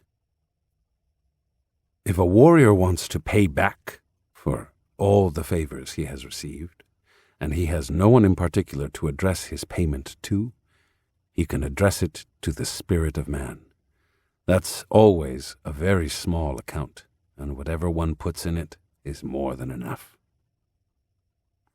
After arranging the world in a most beautiful and enlightened manner, the scholar goes back home at 5 o'clock in the afternoon in order to forget his beautiful arrangement. The human form is a conglomerate of energy fields which exists in the universe and which is related exclusively to human beings. Shamans call it the human form because those energy fields have been bent and contorted by a lifetime of habits and misuse. A warrior knows that he cannot change, and yet he makes it his business to try to change nevertheless. The warrior is never disappointed when he fails to change. That's the only advantage a warrior has over the average man. Warriors must be impeccable in their effort to change in order to scare the human form and shake it away. After years of impeccability, a moment will come when the human form cannot stand it any longer and leaves. That is to say, a moment will come when the energy fields contorted by a lifetime of habit are straightened out. A warrior gets deeply affected and can even die as a result of this straightening out of energy fields. But an impeccable warrior always survives. The only freedom warriors have is to behave impeccably. Not only is impeccability freedom, it is the only way to straighten out the human form. Any habit needs all its parts in order to function. If some parts are missing, the habit is disassembled. The fight is right here on this earth. We are human creatures. Who knows what's waiting for us, or what kind of power we may have? The world of people goes up and down, and people go up and down with their world. Warriors have no business following the ups and downs of their fellow men. The core of our being is the act of perceiving, and the magic of our being is the act of awareness. Perception and awareness are a single, functional, inextricable unit. We choose only once. We choose either to be warriors or to be ordinary men. A second choice does not exist, not on this earth. The warrior's way offers a man a new life, and that life has to be completely new. He can't bring to that new life his ugly old ways. Warriors always take a first event of any series as the blueprint or the map of what is going to develop for them subsequently. Human beings love to be told what to do, but they love even more to fight and not do what they are told, and thus they get entangled in hating the one who told them in the first place. Everybody has enough personal power for something. The trick for the warrior is to pull his personal power away from his weaknesses to his warrior's purpose. Everyone can see, and yet we choose not to remember what we see. Commentary. Years went by before I wrote The Second Ring of Power. Don Juan was long gone, and the quotations from that book are memories of what he had said. Memories triggered by a new situation, a new development. Another player had appeared in my life. It was Don Juan's cohort, Florinda Matus. All of Don Juan's apprentices understood that when Don Juan left, Florinda was left behind to somehow round up the last part of our training. Not until you are capable of taking orders from a woman without detriment to your being will you be complete, Don Juan had said. But that woman cannot be any woman. It must be somebody special, somebody who has power and a quality of ruthlessness that will not allow you to be the man in charge that you fancy yourself to be." Of course, I laughed off his statements. I thought he was definitely joking. The truth of the matter was that he wasn't joking at all. One day, Florinda Donner Grau and Taisha Abelar returned, and we went to Mexico. We went to a department store in the city of Guadalajara, and there we found Florinda Matus, the most gorgeous woman I had ever seen, extremely tall, 5'11", lean, angular, with a beautiful face, old and yet very young. "Ah, there you are," she exclaimed when she saw us. "The Three Musketeers, the Pep Boys, Eeny, Meeny, and Mo. I've been looking for you all over." And without any more to say, she took over. Florinda Donner Grau, of course, was delighted beyond measure. Taisha Abelar was extremely reserved, as usual, and I was mortified, almost furious. I knew that the arrangement was not going to work. I was ready to clash with this woman the first time she opened her daring mouth and came up with shit like Eeny, Meeny, and Mo, the Pep Boys. Unsuspected things that I had in reserve, however, came to my aid and prevented me from any reaction of wrath or annoyance, and I got along with Florinda superbly, better than I could have dreamed. She ruled us with an iron hand. She was the undisputed queen of our lives. She had the power, the detachment to carry out her job of tuning us in the most subtle way. She didn't allow us to drown in self-pity or complaining if something was not quite to our liking. She was not at all like Don Juan. She lacked his sobriety, but she had another quality that balanced her lack. She was as fast as anything could be. One glance was sufficient for her to comprehend an entire situation and to act instantaneously in accordance with what was expected of her. One of her favorite ploys, which I enjoyed immensely, was to formally ask an audience or a group of people she was talking to, "Does anyone here know anything about the pressure and displacement of gases?" She would ask such a question in true seriousness. And when the audience responded, No, we don't," she would say, "Then I could say anything I want, true?" And indeed, she would go ahead and say anything she wanted. She would actually sometimes say such ridiculous things that I would fall on the floor laughing. Her other classical question was, "Does anyone here know anything about the retina of chimpanzees? No?" And Florinda would say barbarities about the retina of chimpanzees. Never in my life had I enjoyed my time more thoroughly. I was her admirer and unbiased follower.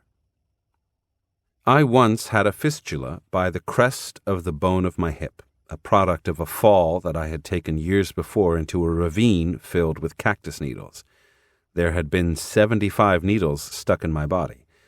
One of them either hadn't come out completely or had left a residue of dirt or debris that years later produced a fistula. My doctor said, "That's nothing. It's just a sack of pus that has to be lanced. It's a very simple operation. It would take a few minutes to clean it out." I consulted with Florinda, and she said, "You are the Nagual. You either cure yourself or you die. No shades of meaning, no double behavior. For a Nagual to be lanced by a doctor, you must have lost your power. For a Nagual to die fistulated, what a shame." Except for Florinda Donner Grau and Taisha Abelar, the rest of Don Juan's apprentices didn't care at all for Florinda. She was a threatening figure. She was someone who never allowed them the freedom that they felt was their due. She never celebrated their pseudo-exploits of shamanism, and she stopped their activities every time they strayed from the warrior's path. In the corpus of the second ring of power, that struggle of the apprentices is more than manifest. Don Juan's other apprentices were a lost lot, filled with egomaniacal outbursts, each one pulling in his own direction, each one asserting his or her own value. Everything that took place in our lives from that time on was deeply influenced by Florinda Matus, and yet She never took the front stand. She was always a figure in the background, wise, funny, ruthless. Florinda Donner Grau and I learned to love her as we had never loved before, and when she left, she willed to Florinda Donner Grau her name, her jewels, her money, her grace, her savoir-faire. I felt that I could never write a book about Florinda Matus, that if anybody ever did, it would have to be Florinda Donner Grau, her true heir, her daughter of daughters. I was, like Florinda Matus, only a figure in the background, put there by Don Juan Matus to break the loneliness of a warrior and enjoy my passage on earth.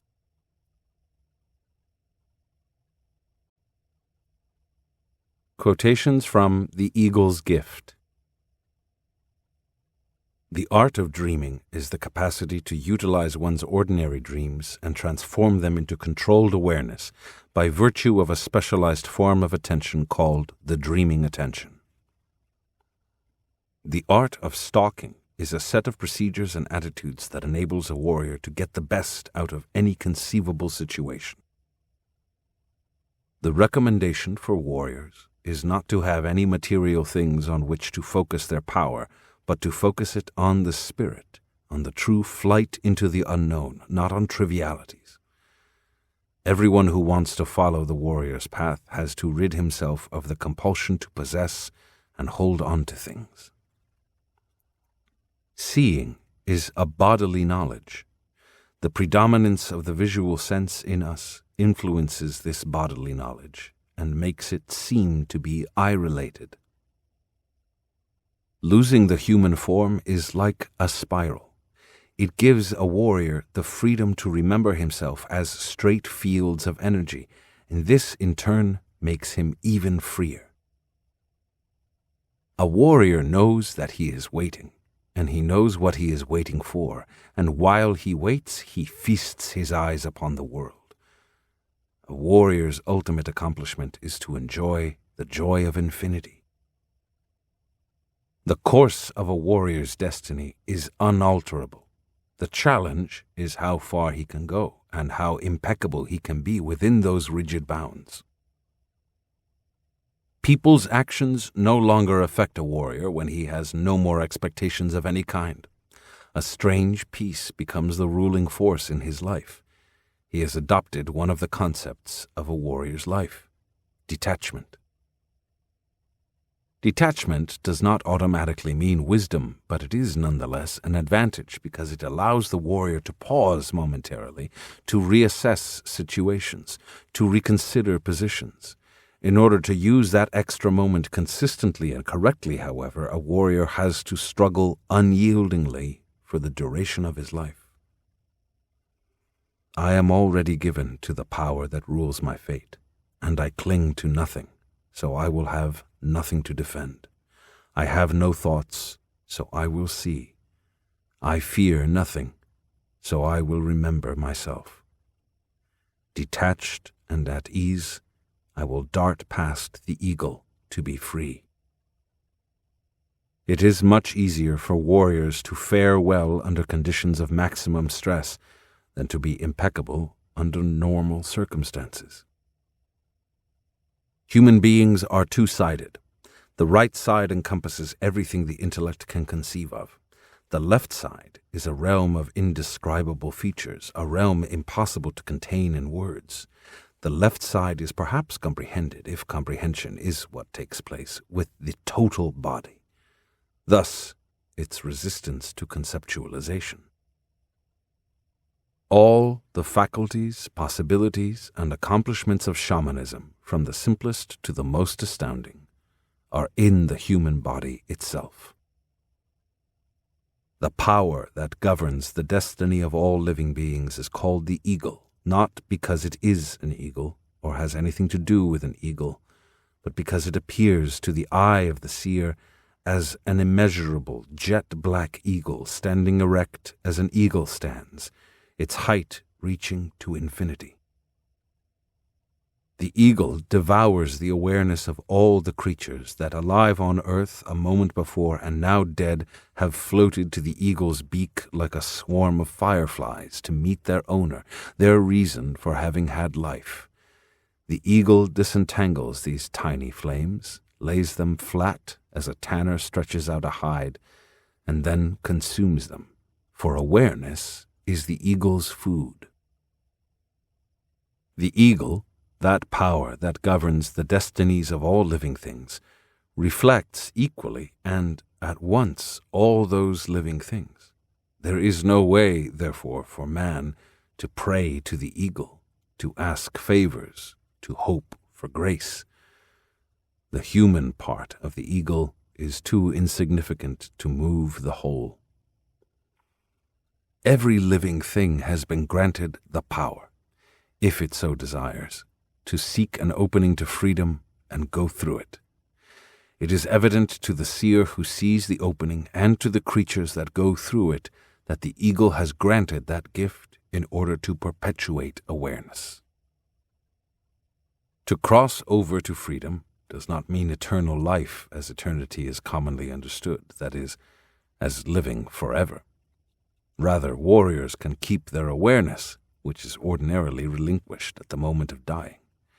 At the moment of crossing, the body in its entirety is kindled with knowledge. Every cell at once becomes aware of itself and also aware of the totality of the body. The eagle's gift of freedom is not a bestowal, but a chance to have a chance. A warrior is never under siege. To be under siege implies that one has personal possessions that could be blockaded. A warrior has nothing in the world except his impeccability, and impeccability cannot be threatened. The first principle of the art of stalking is that warriors choose their battleground. A warrior never goes into battle without knowing what the surroundings are. To discard everything that is unnecessary is the second principle of the art of stalking.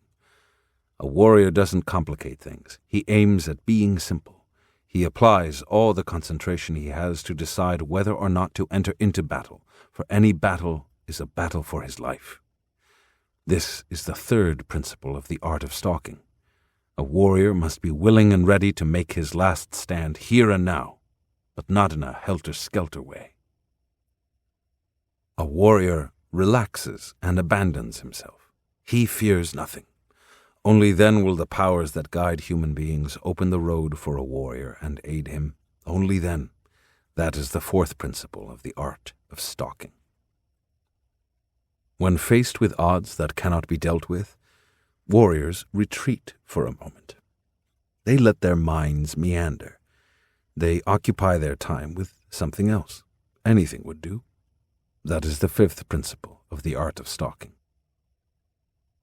Warriors compress time. This is the sixth principle of the art of stalking. Even an instant counts. In a battle for your life, a second is an eternity that may decide the outcome. Warriors aim at succeeding, therefore they compress time.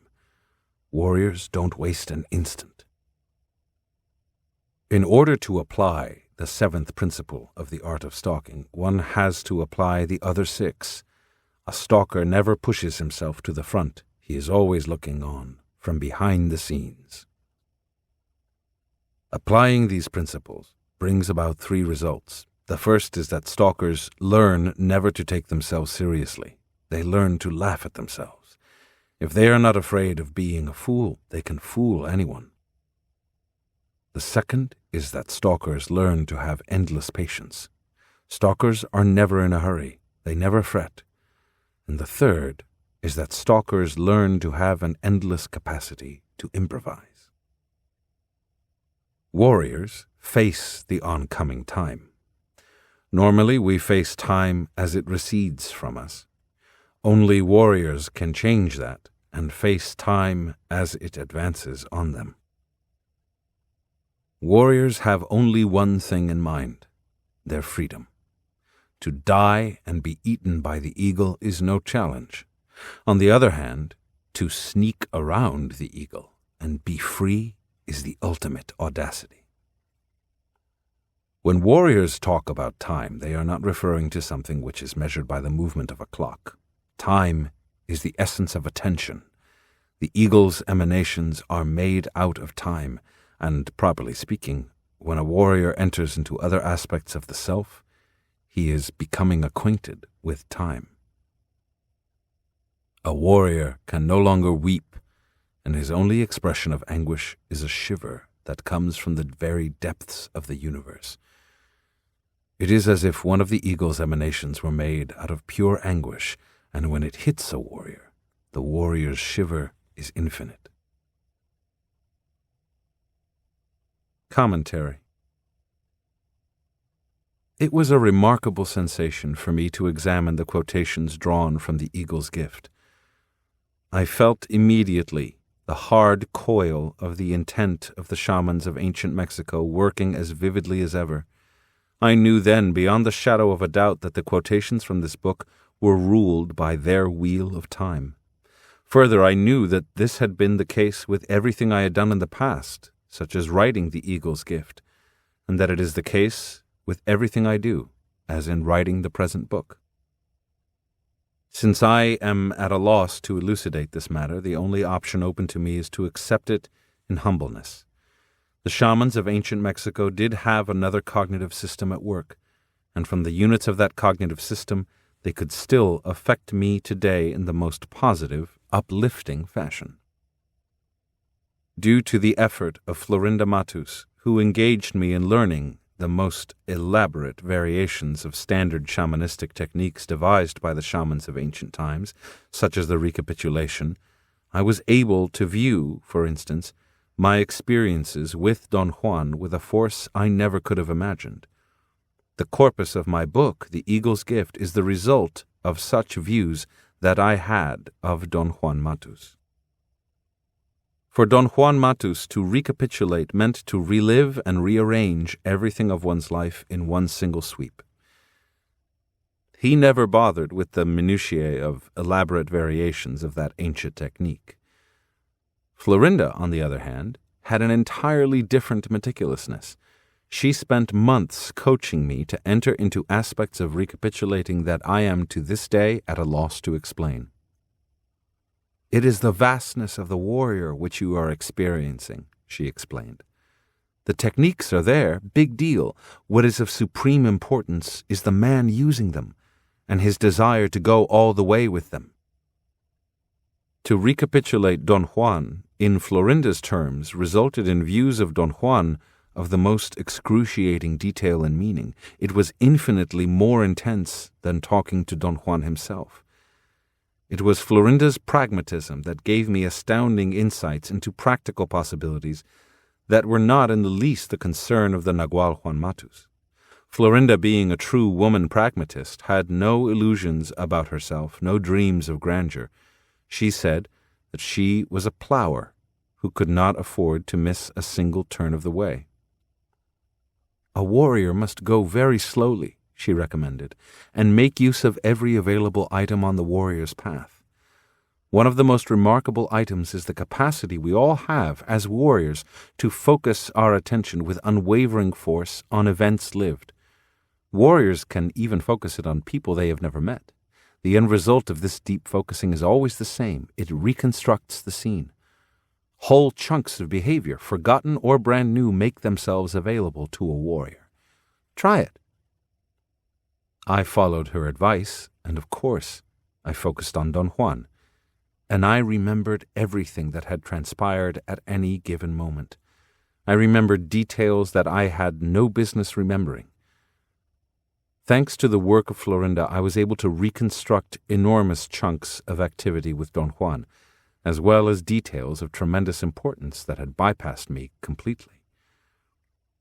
The spirit of the quotations from the Eagle's Gift was most shocking to me because the quotations revealed the profound emphasis that Don Juan had put on the items of his world, on the warrior's way as the epitome of human accomplishment. That drive had survived his person and was as alive as ever. Sometimes I sincerely felt that Don Juan had never left. I got to the point of actually hearing him moving around the house. I asked Florinda about it. She said, "Oh, that's nothing.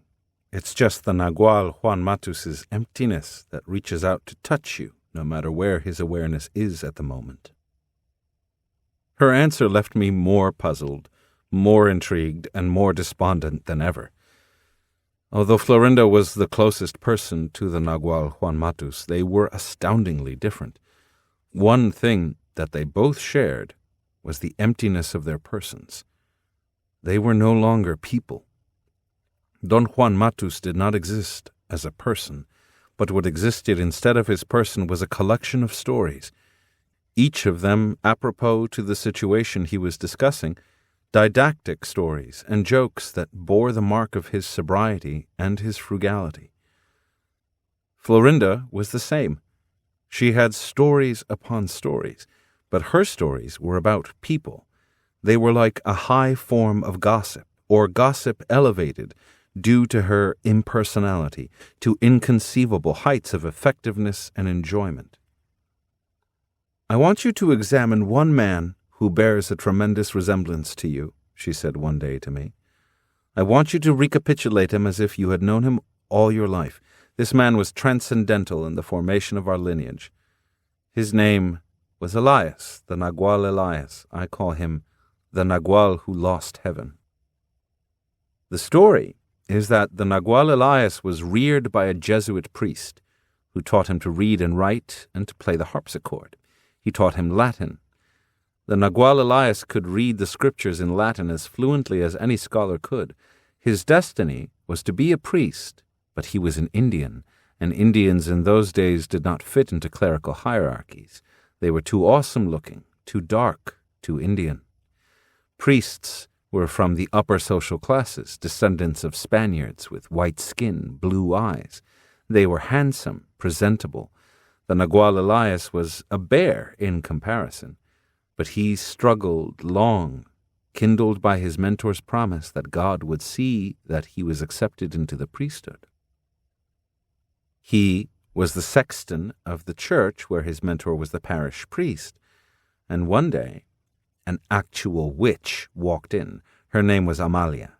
They say that she was a wild card. Be that as it may, she ended up seducing the poor sexton, who fell so deeply, so hopelessly in love with Amalia, that he ended up in the hut of a Nagual man. In time, he became the Nagual Elias, a figure to reckon with, cultured, well-read. It seemed that the niche of Nagual was made for him.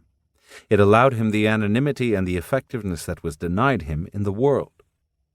He was a dreamer, and so good at it that he covered the most recondite places of the universe in a bodiless state. Sometimes he even brought back objects that had attracted his eye because of the lines of their design, objects that were incomprehensible. He called them inventions. He had a whole collection of them. I want you to focus your recapitulation attention on those inventions, Florinda commanded me. I want you to end up sniffing them, feeling them with your hands, although you have never seen them except through what I am telling you now. To do this focusing means to establish a point of reference, as in an algebraic equation in which something is calculated by playing on a third element. You'll be able to see the Nagual Juan Matus with infinite clarity, using someone else as a point of corroboration. The corpus of the book, The Eagle's Gift, is a review in depth of what Don Juan had done to me while he was in the world. The views that I had of Don Juan, due to my new recapitulation skills, using the Nagual Elias as a point of corroboration, were infinitely more intense than any views that I had had of him while he was alive. The recapitulation views I was engaged in lacked the warmth of the living, but they had instead the precision and the accuracy of inanimate objects that one can examine to one's heart's content.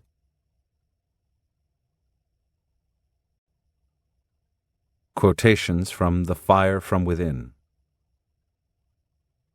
There is no completeness without sadness and longing, for without them there is no sobriety, no kindness. Wisdom without kindness and knowledge without sobriety are useless. Self-importance is man's greatest enemy. What weakens him is feeling offended by the deeds and misdeeds of his fellow men. Self-importance requires that one spend most of one's life offended by something or someone. In order to follow the path of knowledge, one has to be very imaginative. On the path of knowledge, nothing is as clear as we'd like it to be. If seers can hold their own in facing petty tyrants, they can certainly face the unknown with impunity, and then they can even withstand the presence of the unknowable. What seems natural is to think that a warrior who can hold his own in the face of the unknown can certainly face petty tyrants with impunity, but that's not necessarily so. What destroyed the superb warriors of ancient times was to rely on that assumption. Nothing can temper the spirit of a warrior as much as the challenge of dealing with impossible people in positions of power. Only under those conditions can warriors acquire the sobriety and serenity to withstand the pressure of the unknowable. The unknown is something that is veiled from man, shrouded perhaps by a terrifying context, but which nonetheless is within man's reach.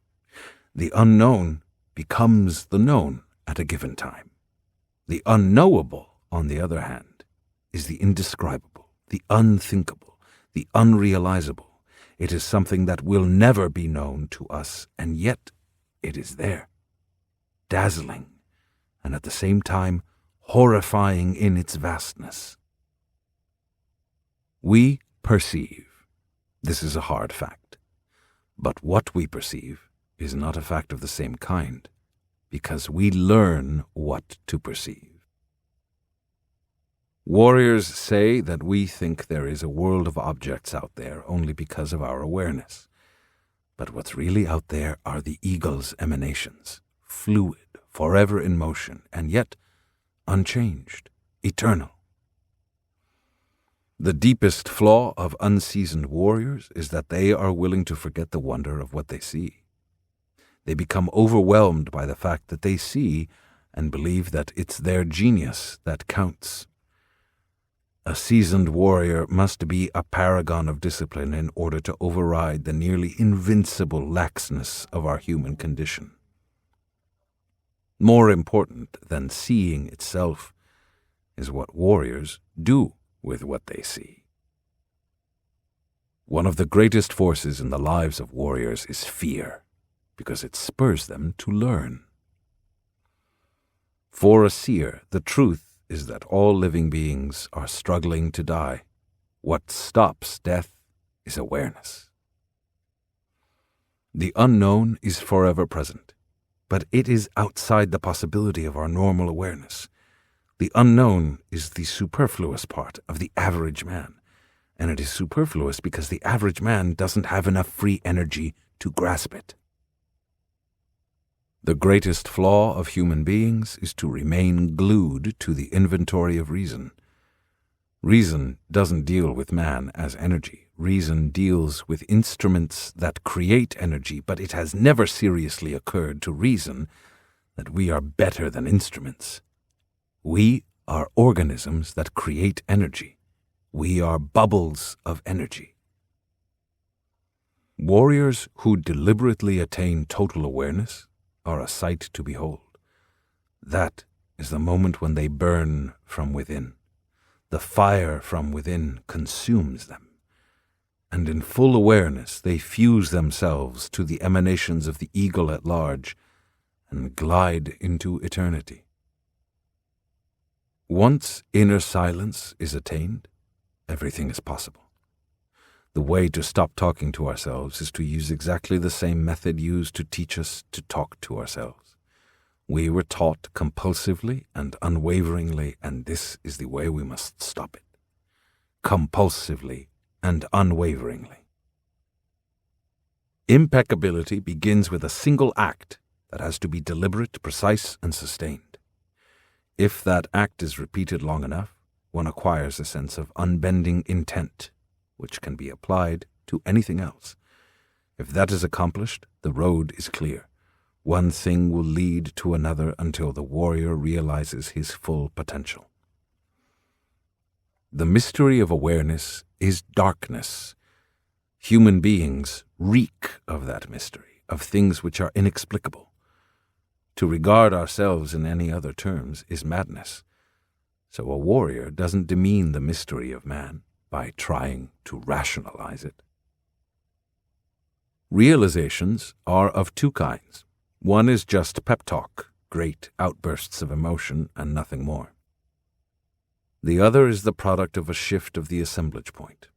It is not coupled with an emotional outburst, but with action. The emotional realizations come years later, after warriors have solidified by usage the new position of their assemblage points. The worst that could happen to us is that we have to die. And since that is already our unalterable fate, we are free. Those who have lost everything no longer have anything to fear. Warriors don't venture into the unknown out of greed. Greed works only in the world of ordinary affairs. To venture into that terrifying loneliness of the unknown, one must have something greater than greed. Love. One needs love for life, for intrigue, for mystery. One needs unquenchable curiosity and guts galore. A warrior thinks only of the mysteries of awareness. Mystery is all that matters. We are living beings. We have to die and relinquish our awareness. But if we could change just a tinge of that, what mysteries must await us? What mysteries?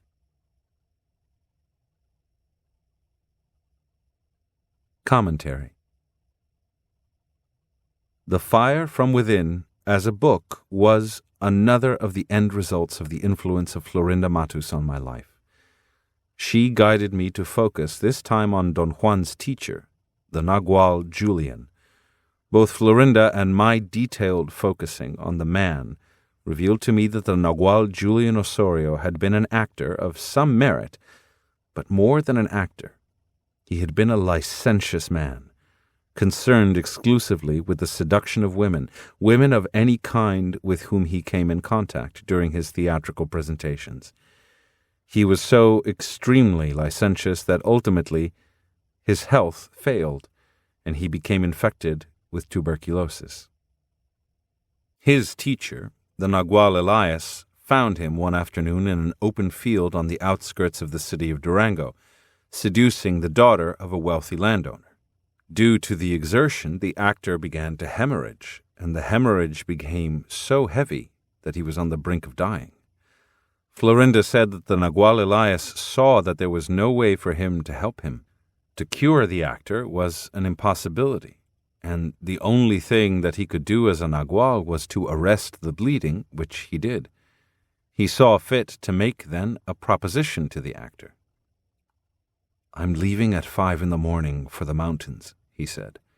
"Be at the entrance of the town. Don't fail. If you fail to come, you will die sooner than you think. Your only recourse is to go with me. I'll never be able to cure you, but I will be able to deviate your inexorable walk to the abyss that marks the end of life. All of us human beings go inexorably into that abyss sooner or later. I will head you off to walk the enormous extent of that crack, either to the left or to the right of it. As long as you don't fall, you will live. You'll never be well, but you'll live." The Nagual Elias didn't have great expectations about the actor, who was lazy, slovenly, self-indulgent, perhaps even a coward. He was quite surprised when the next day at 5 a.m. he found the actor waiting for him at the edge of the town. He took him to the mountains, and in time the actor became the Nagual Julian, a tubercular man who was never cured, but who lived to be perhaps 107 years old, always walking along the edge of the abyss. Of course, "It is of supreme importance to you," Florinda said to me once, "that you examine the walk of the Nagual Julian along the edge of the abyss. The Nagual Juan Matus didn't care to know anything about it. To him, all of that was superfluous.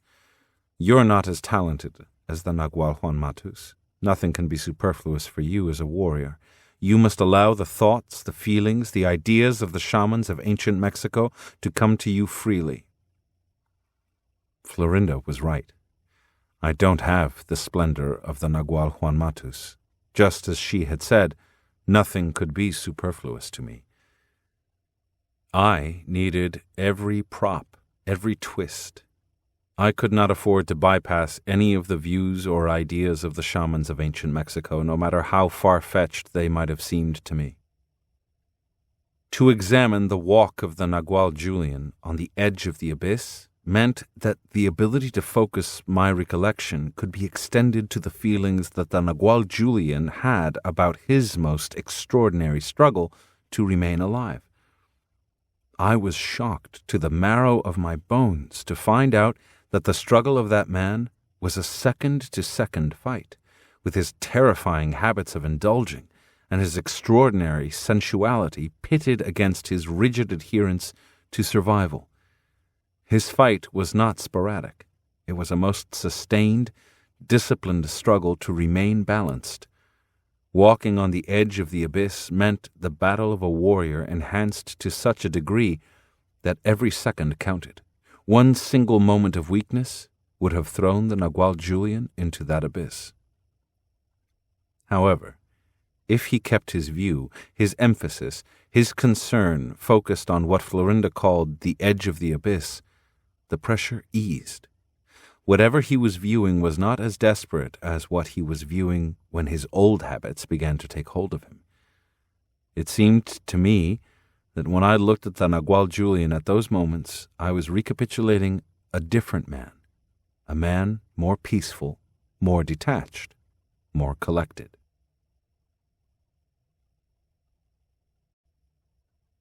Quotations from The Power of Silence. It isn't that a warrior learns shamanism as time goes by. Rather, what he learns as time goes by is to save energy. This energy will enable him to handle some of the energy fields which are ordinarily inaccessible to him. Shamanism is a state of awareness, the ability to use energy fields that are not employed in perceiving the everyday life world that we know.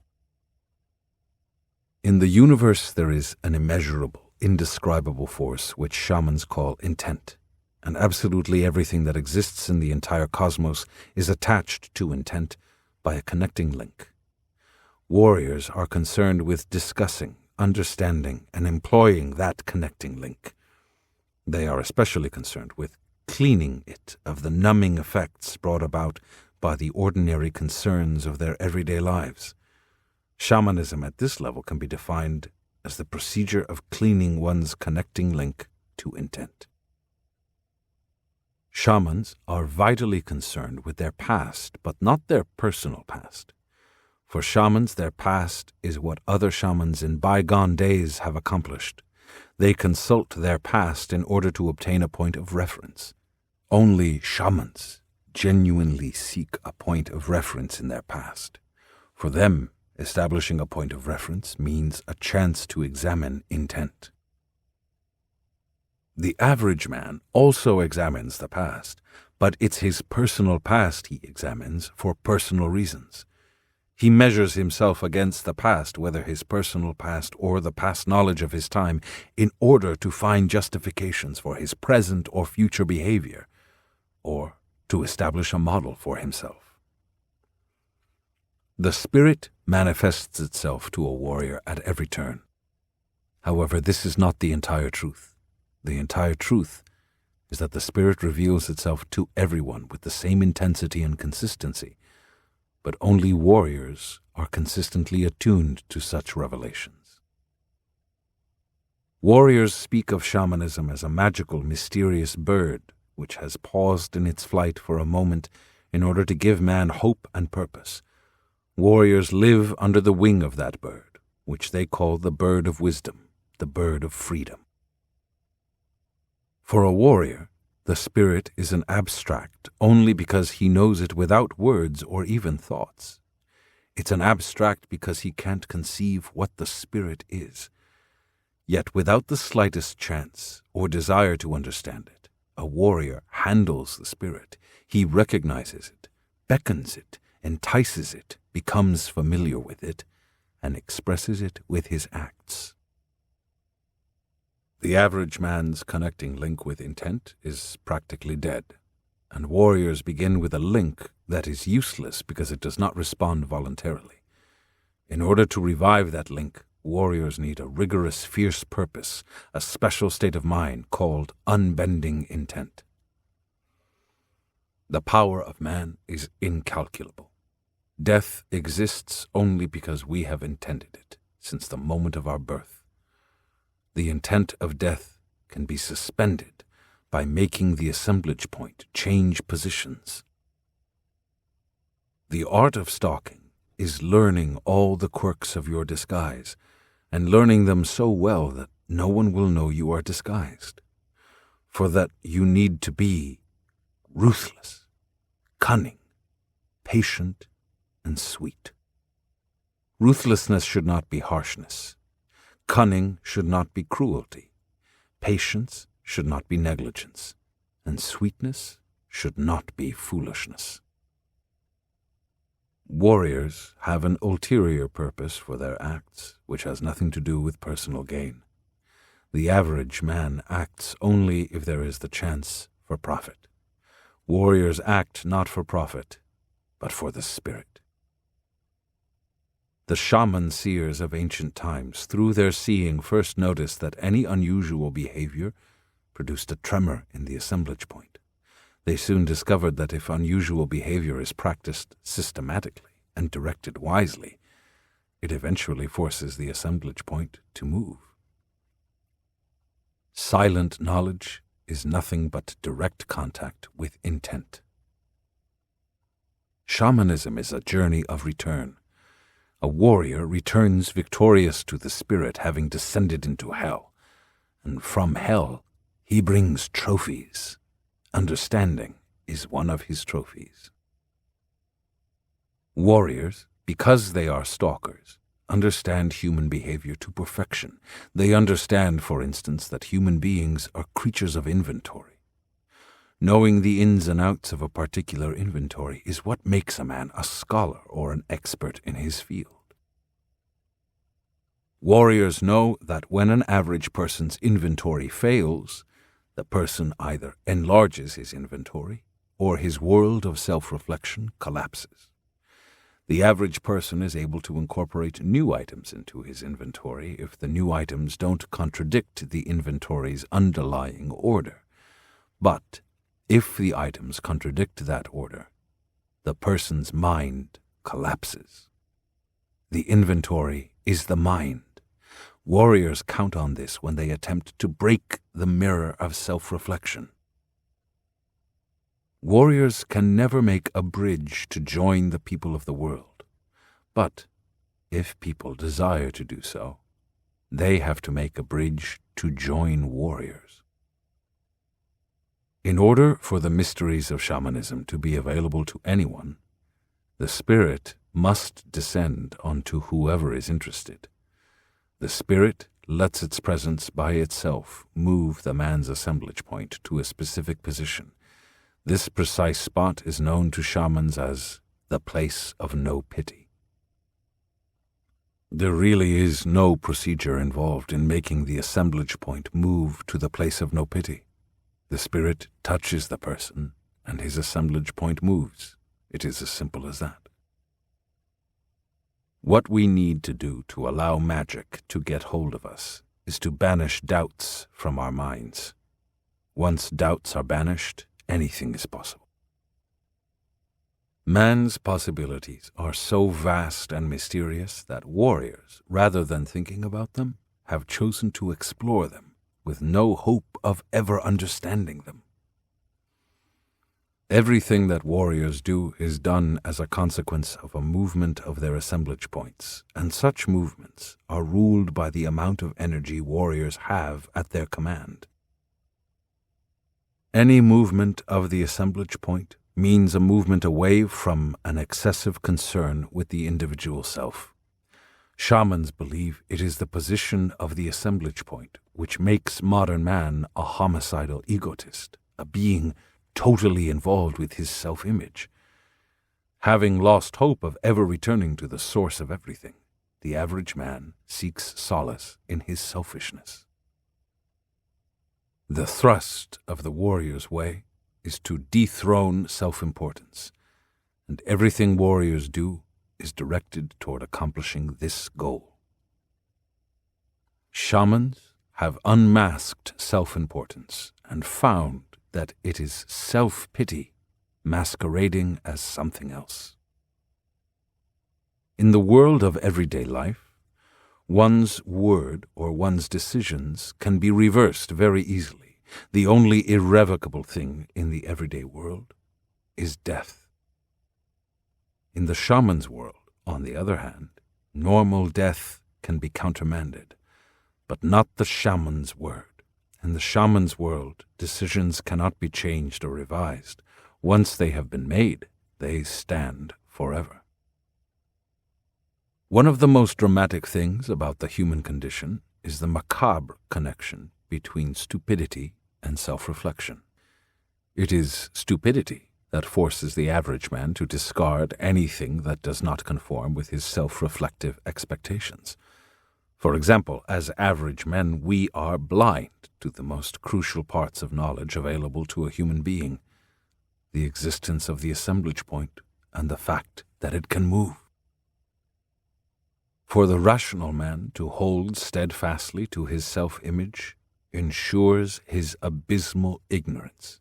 He ignores the fact that shamanism is not incantations and hocus-pocus, but the freedom to perceive not only the world taken for granted, but everything else that is humanly possible to accomplish. He trembles at the possibility of freedom, and freedom is at his fingertips. Man's predicament is that he intuits his hidden resources, but he does not dare use them. This is why warriors say that man's plight is the counterpoint between his stupidity and his ignorance. Man needs now more than ever to be taught new ideas that have to do exclusively with his inner world. Shaman's ideas, not social ideas. Ideas pertaining to man facing the unknown, facing his personal death. Now, more than anything else, he needs to be taught the secrets of the assemblage point. The spirit listens only when the speaker speaks in gestures, and gestures do not mean signs or body movements, but acts of true abandon, acts of largesse, of humor. As a gesture for the spirit, warriors bring out the best of themselves and silently offer it to the abstract. Commentary. The last book that I ever wrote about Don Juan as a direct result of the guidance of Florinda Matus was called The Power of Silence, a title that was chosen by my editor. My title had been Inner Silence. At the time that I was working on the book, the views of the shamans of ancient Mexico had become extremely abstract for me. Florinda tried her best to deviate me from my absorption in the abstract. She attempted to redirect my attention to different aspects of old shamanistic techniques, or she tried to divert me by shocking me with her scandalous behavior. But nothing was sufficient to deviate me from my seemingly inexorable drive. The Power of Silence is an intellectual review of the thoughts of the shamans of ancient Mexico, in their most abstract guise. As I worked alone on the book, I was contaminated by the mood of those men, by their desire to know more in a quasi-rational way. Florinda explained that in the end those shamans had become extremely cold and detached. Nothing warm existed for them anymore. They were set in their quest. Their coldness as men was an effort to match the coldness of infinity. They had succeeded in changing their human eyes to match the cold eyes of the unknown. I sensed this in myself and tried desperately to turn the tide. I haven't succeeded yet. My thoughts have become more and more like the thoughts of those men at the end of their quest. It is not that I don't laugh. Quite the contrary. My life is an endless joy. But at the same time it is an endless, merciless quest. Infinity will swallow me, and I want to be prepared for it. I don't want infinity to dissolve me into nothing because I hold human desires, warm affection, attachments, no matter how vague. More than anything else in this world, I want to be like those men. I never knew them. The only shamans I knew were Don Juan and his cohorts, and what they expressed was the furthest thing from the coldness that I intuit in those unknown men. Due to the influence that Florinda had on my life, I succeeded brilliantly in learning to focus my unwavering attention on the mood of people I never knew. I focused my recapitulation attention on the mood of those shamans, and I got trapped by it without hope of ever extricating myself from their pull. Florinda didn't believe in the finality of my state. She humored me and laughed at it openly. "Your state only seems to be final," she said to me, "but it isn't. A moment will come when you will change venues. Perhaps you will chuck every thought about the shamans of ancient Mexico.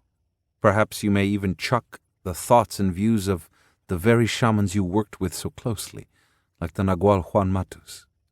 You might refuse his being. You'll see. The warrior has no limits. His sense of improvisation is so acute that he will make constructs out of nothing, but not just mere empty constructs, rather something workable, pragmatic. You'll see. It is not that you'll forget about them, but at one moment, before you plunge into the abyss, if you have the gall to walk along its edge, if you have the daring not to deviate from it, you will then arrive at warriors' conclusions of an order and stability infinitely more suited to you than the fixation of the shamans of ancient Mexico. Florinda's words were like a handsome, hopeful prophecy. Perhaps she was right. She was, of course, right in asserting that the resources of a warrior have no limits. The only flaw is that in order for me to have a different orderly view of the world and myself, a view even more suited to my temperament, I have to walk along the edge of the abyss, and I have doubts that I have the daring and strength to accomplish that feat. But who is there to tell?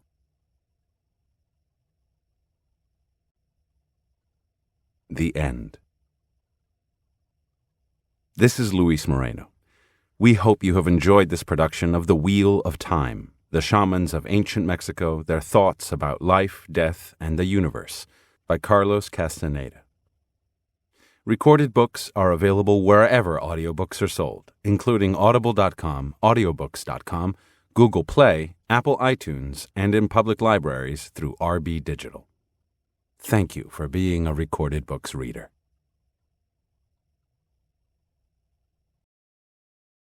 Audible hopes you have enjoyed this program.